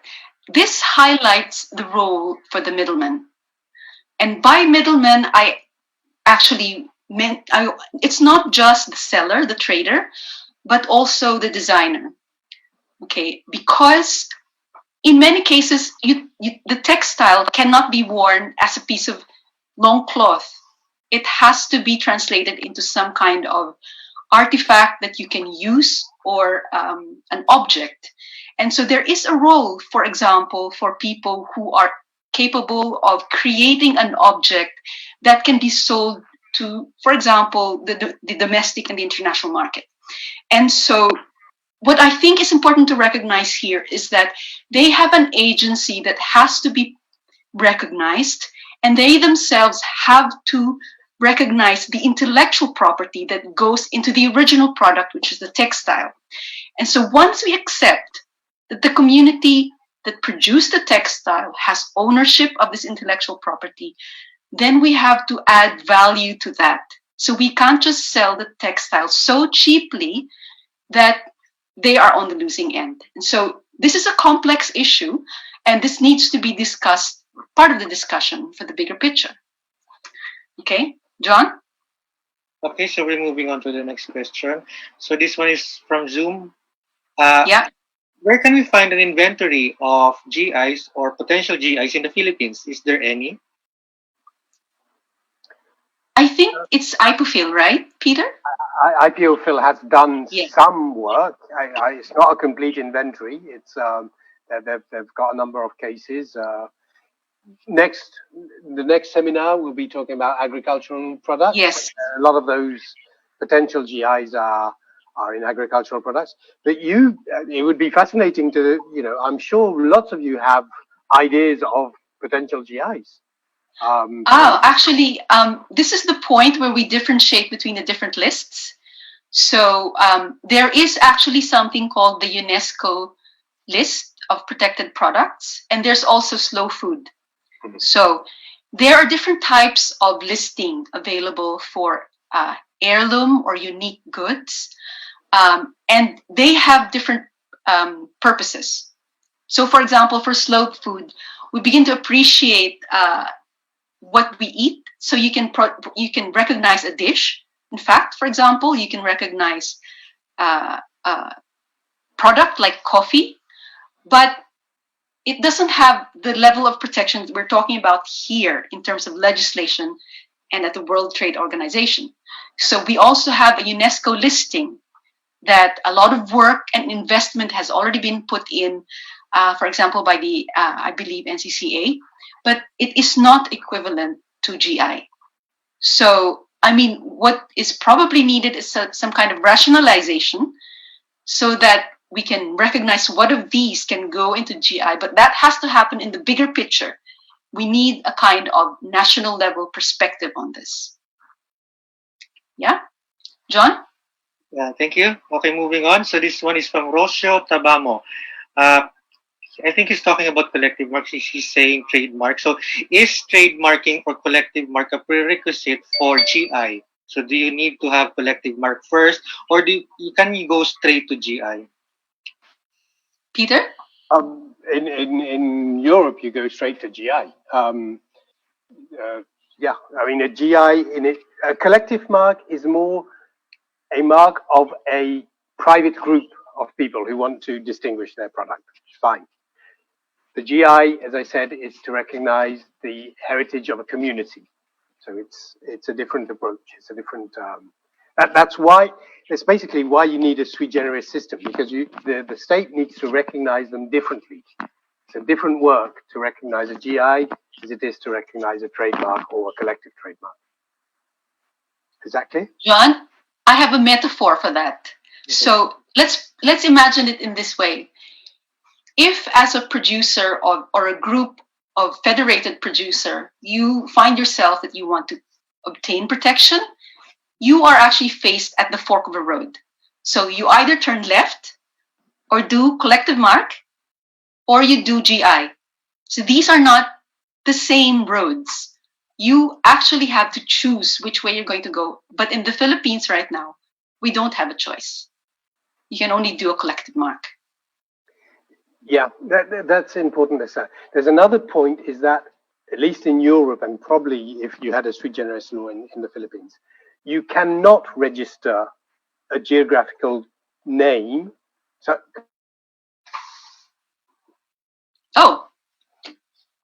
need to be invented names, created names, and so on. So if you had a geographical name that you want to use for your product, that name which already has a reputation, then you'd have to go in Europe, you'd have to go down the GI line. Yeah, John? Right. So let's move on to our next question. So this one is from Markel Cesar Luna. Would it be safe to say that GI is not limited to materials and that scale and significance should be considered as relevant factors as well? Peter? I didn't quite catch it. Could you repeat the question? Sorry. Would it be safe to say that GI is not limited to materials and that scale and significance should be considered as relevant factors as well? Oh, absolutely. No, skill. And the whole idea of the code of practice is to codify those skills. And let's say Tinalac. To be real Tinalac, you have to produce it according to these standards, traditional standards. Okay. Now, you can have it quite wide. It doesn't have to be. It's not an industrial definition. Right? It's a definition of an artisan product. But for example, with Tinalac, they said it has to be backstrap loom. I think that's how you call it, backstrap loom. That's for them. That was important. So they put that in their code of practice. It was a big discussion. Should it not be? In the end, they decided that they wanted to do backstrap loom. So yes, the skills are a very important factor. The definition of what those skills are has to be done by the community itself. It cannot.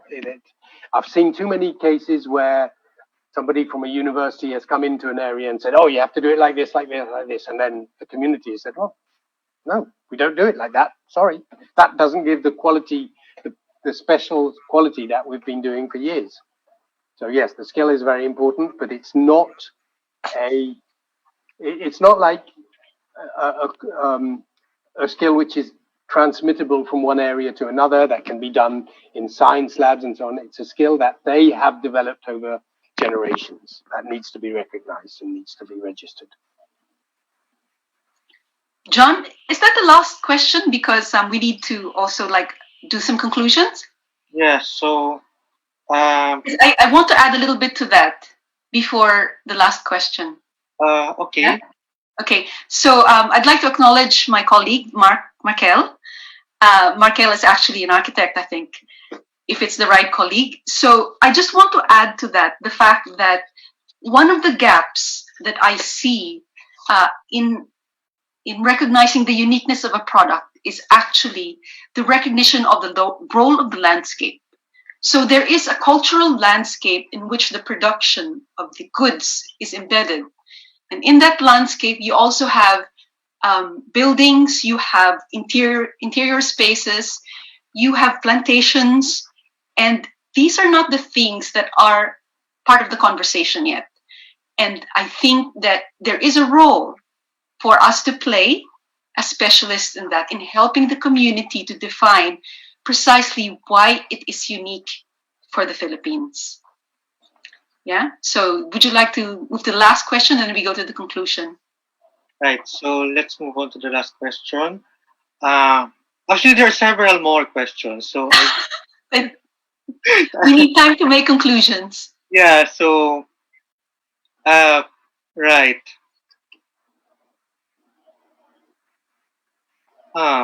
Wait. Unless you want to extend.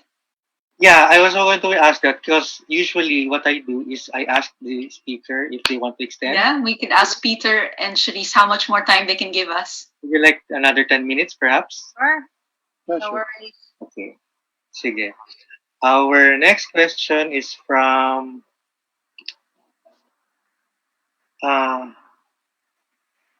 wait. From Janet Atutubo, I really try to buy products made by these groups, but the products are so easily destroyed or the colors easily fade and the like. Is there a means to ensure endurance or quality control?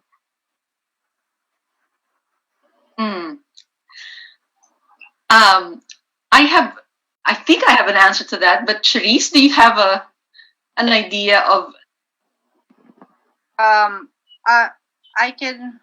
So the problem is, let's say, for tinalak, for example, the tinalak that you're getting, there's different classes to tinalak. So the class A is basically the GI level tinalak, and that's really made with a natural dye and made in the proper way, and using the beeswax and all of that. But there's also tinalak that's just made with Venus dye. Okay, and this is the tinalak that you see in Divisoria, and many people, designers even, will order this tinalak because it's cheap. It's like 250 to 500 per yard, as opposed to the very high class tinalak, which is between 1-2, but when it's GI, it's almost 3,000. So the weaver won't spend so much time on it. So it's really, tinalak is labor intensive, and if you want to get the best of the high quality, it comes with a price. So that's just for tinalak. The others that are with colors that easily fade, I think you need to specify the product. You can email us and then I can answer that question. Yeah. Just in the system of a GI, there usually is both internal and external control of the method. Yes. Okay, so it's what we call control and certification. So the idea there is that those who have the GI label, when you see that GI label on the market, you're sure that it has a certain quality. Now that quality can be, it's whatever the community has decided the quality has to be. But in the case of tinalak, it would usually be the upper end qualities. And then the consumer, so the GI as a intellectual property tool is both for the community and for the consumer, because it helps the consumer distinguish between different types of products, different qualities of products. Yes. So before you go, John, I just wanted to illustrate with a practical object. So if, for example, I bought a bottle of red wine from Spain, which has a GI um, status, I have a certain expectation of it. And if it's not fulfilled, I have to assume that I bought a fake. So it functions in the same way. I mean, are we talking about the actual object which has the GI, because the Philippines doesn't have that yet? But I think what you're talking about is possibly perhaps a fabric that was used to create an object, but maybe it's substandard. So it's two different things. Yeah, John?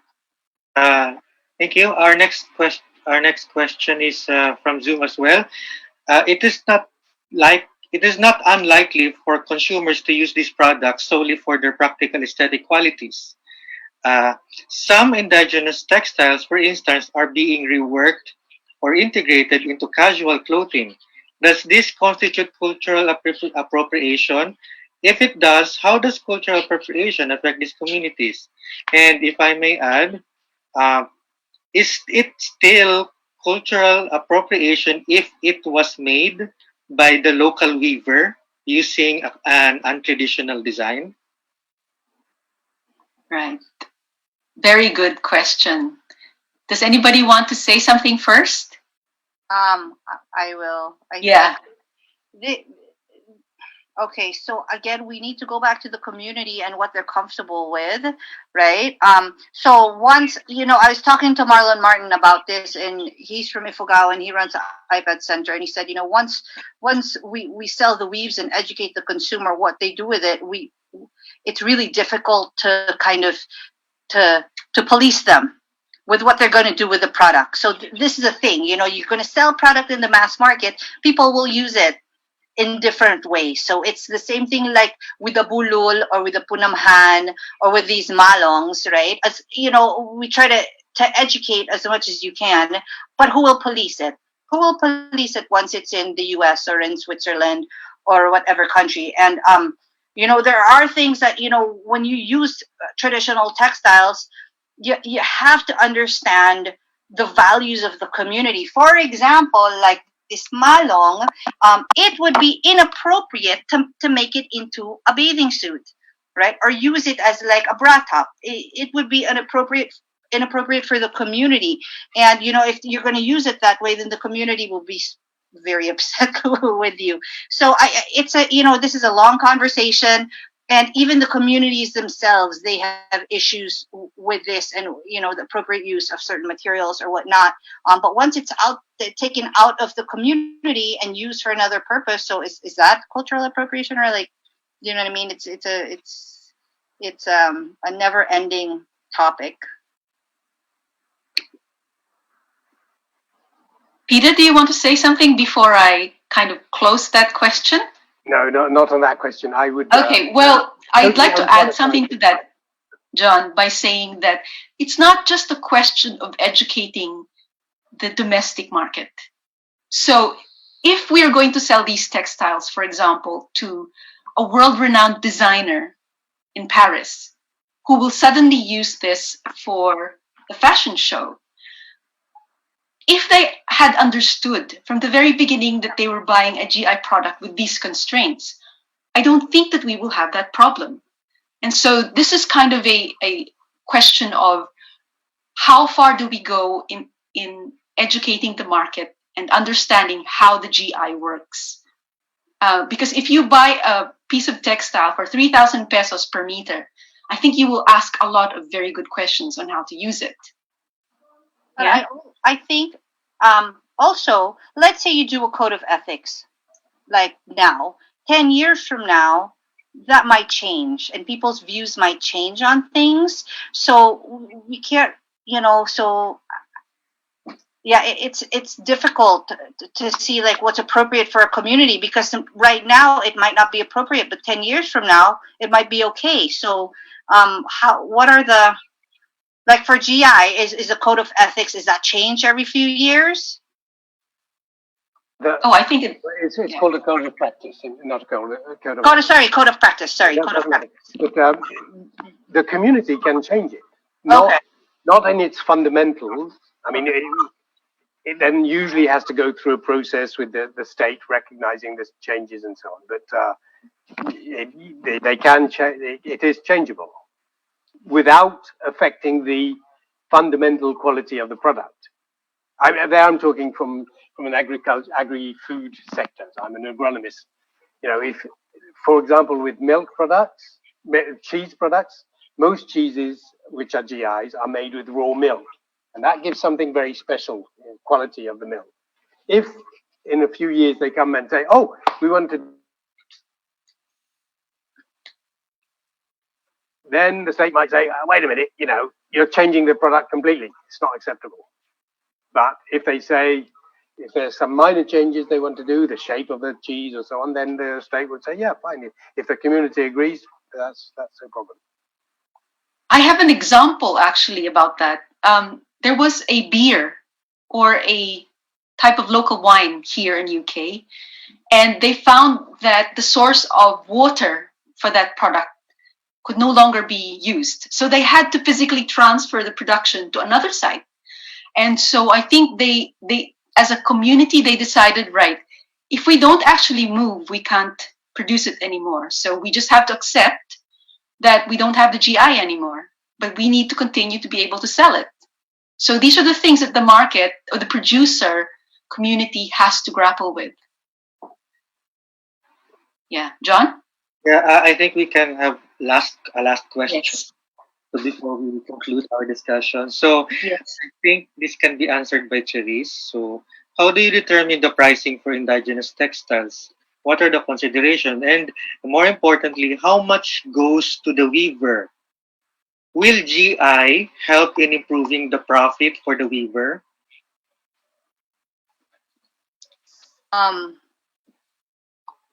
Okay, so the first part I can answer. Okay. So right now, this is just in the last 5 years, eh? So the last 5 years, a lot of the middlemen in these weaving communities were already cut out, and the weaving communities are going straight to the consumer, especially now during COVID. Because as Filipinos, we're very good in using Facebook. Okay, so it just happened in the last few months that you have the weavers that were not accessible in the market, that I actually physically had to bring their product here and sell it out of Intramuros. Now they're selling it online. So now the price is more accessible. But you'll find that the patronage, I guess, the people that are patronizing indigenous textile is still kind of like an up-level market, like class A, you know, so they're not, so it's still being sold at an expensive, you know, some retailers will sell it very expensive. It shouldn't be. It actually shouldn't be. So now you'll see, let's say you'll see a mask by, hold on, I'll get the mask, okay? Give me a second. So, I just gotta tell you, so like you'll have masks like this. Oh, I'm wearing shorts. You'll have masks like this. You know, I've seen people sell this at 500. This is not 500. Okay. We just have to be, you know, aware of who we're buying our products from, especially, you know, sad to say, the people here from Manila and the people from the big cities. Please don't take advantage of our communities because they're on Facebook and they'll actually give consumers the real price. So if you're going to put a markup, okay, put a markup, put 20, 30, up to 50%, but don't do it triple. I've seen it triple. I've seen prices triple for certain products, and it's not okay, right? Because I know the community is not getting the profit from that. Just be careful who you buy. What was the second part of the question? How can GI help in improving the profit of the weaver? The profit. Well, there's no guarantee. Okay, there's no guarantee. But what we've seen is that in most cases in Europe, the price to the producer of the raw material, for example, the milk producer. It's a lot of question of, you know, empowerment of that community. So if the community, there's wind. If the community is organized and can defend their rights, then they can also defend their price and communicate better their product, and that should help. with them getting a better, fairer return on the price of the product. John, shall I answer a little bit and then move to the final slide? Yeah? So I'll give a very good practical example of this.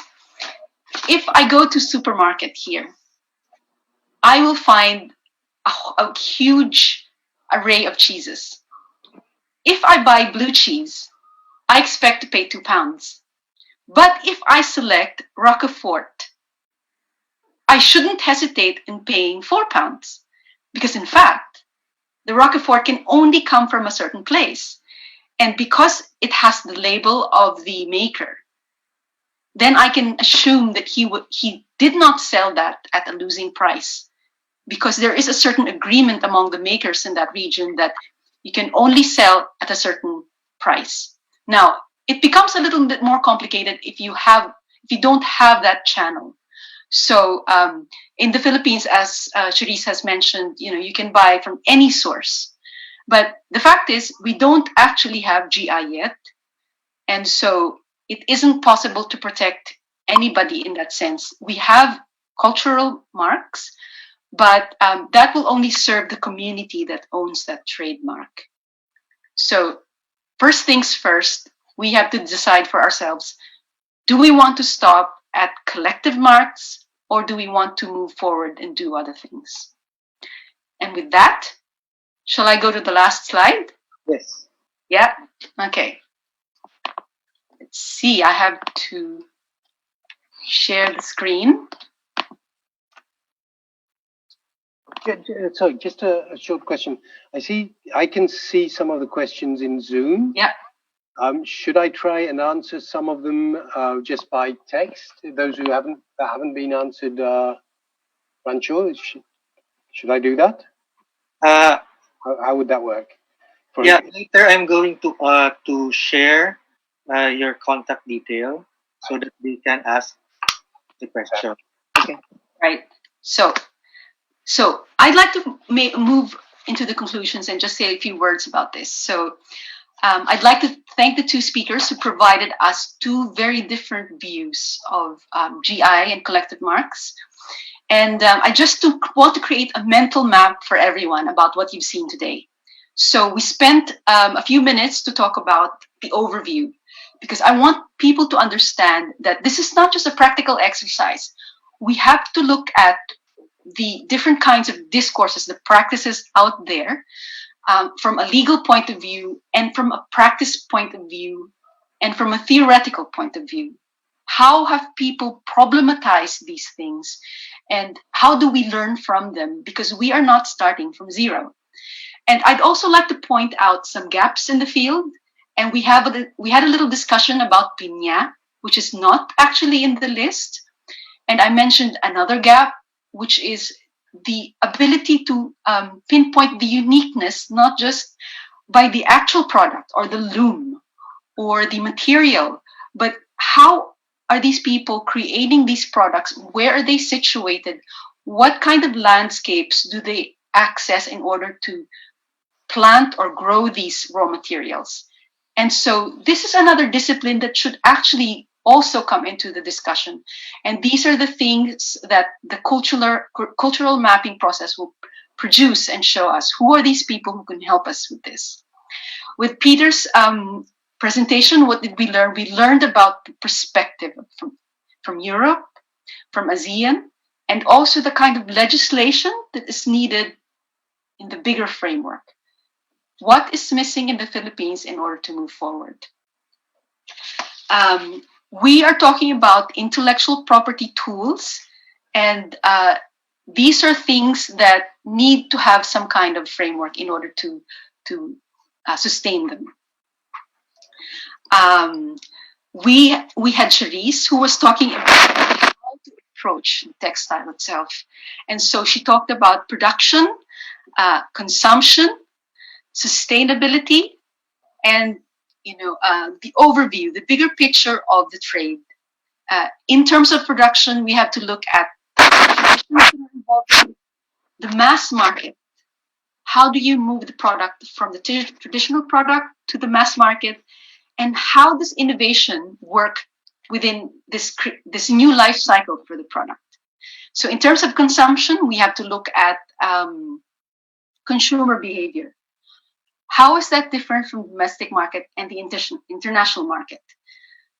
And what is the role of the middleman in this? And by this, I mean not just the person who trades in it, but those people who deal with design, the creation of a garment. What is their role in it, and how do they actually help the producer themselves if they want to? And with that, I want to end with the last thing, which is the code of practice. I think this is the most difficult for everybody because it's very hard to adhere to it. And that is a topic of a conversation we can have in the future. We could probably involve perhaps IPOPHIL, and this is something that we'd like to know about. So with that, I would like to ask John to make the final statement. Yeah, thank you so much for that presentation. So for those who would like to ask more questions, we're really sorry for the limited time that we have, but you can contact our speakers directly. So you can contact Estela via her email. So Estela at Moulinet.chocolat.com. So feel free as well to follow her in Facebook, Twitter, Instagram. So for those who have questions, you can go to Estela, and then Estela will transmit the questions, if necessary, to the other two speakers. Right. So make sure as well to follow our Facebook, Twitter. For the Intramuros administration, we are available on Facebook, Twitter, Instagram, and YouTube. And we have a lot of Intramuros Learning Session episodes this August. So stay tuned. We will be posting updates via our social media channel. And for those who are late for this episode, or for those who missed this episode, do not worry, because we will upload this episode, this webinar session later via our YouTube channel. Just key in Intramuros Administration or go to bit.ly/IAILS so you can view again our episode at YouTube later. Then just to announce that we are also available now in Google Arts and Culture. So we have digitized most of our museum collection, and they are now available in Google Arts and Culture. So just key in Intramuros Administration in the site. And then lastly, let me take this opportunity to promote our next webinars. So for August 7, we're going to have part 2 of this talk, Trademarking Philippine Heritage in Pursuit of Sui Generis Geographical Indications, Part 2, Protecting Agricultural Produce. So today we've discussed Philippine indigenous textiles. For Part 2, we're going to discuss agricultural produce. It will be by Patrick Belisario and Dr. Fernando Shalcita, with our guest host and moderator, Estela Duques. So watch out for that episode on August 7. And do not forget, because we have a webinar tomorrow. Tomorrow, August 1 at 3 p.m. Manila time. So our topic is about the heroines of World War II. So this is a talk by Desiree Ann Cuba Benepayo from the Philippine World War II Memorial Foundation and Memorare Manila. So this is part 2 of her talk. So in the previous talk, she talked about the heroes, some of the heroes of World War II. Now she will continue that discussion, focusing on the feminine figures of the Second World War. Right. So would you like to say some final words? Stella, yes? Right. So I actually wanted to say that Charisse has actually pointed out that she can accept questions. All right. So she has if we have to do it, we can forward the email address at the presentation itself. And I think Peter as well can do that. We will ask Peter for the email address so we can post it. Yeah. Would you like to promote your pages as well? How about you, Charisse? No. Okay. Yeah. Sige, so that's it for today. So see you again in our next webinar. So I hope you enjoyed this session, and thank you so much. Thank you, our dear speakers, and thank you, our attendees. We had a great time Thank you very much. with you today. Thank you, Salamat. Stella. Thank you, Peter. Thank Bhagat. you, Marco. Thank you.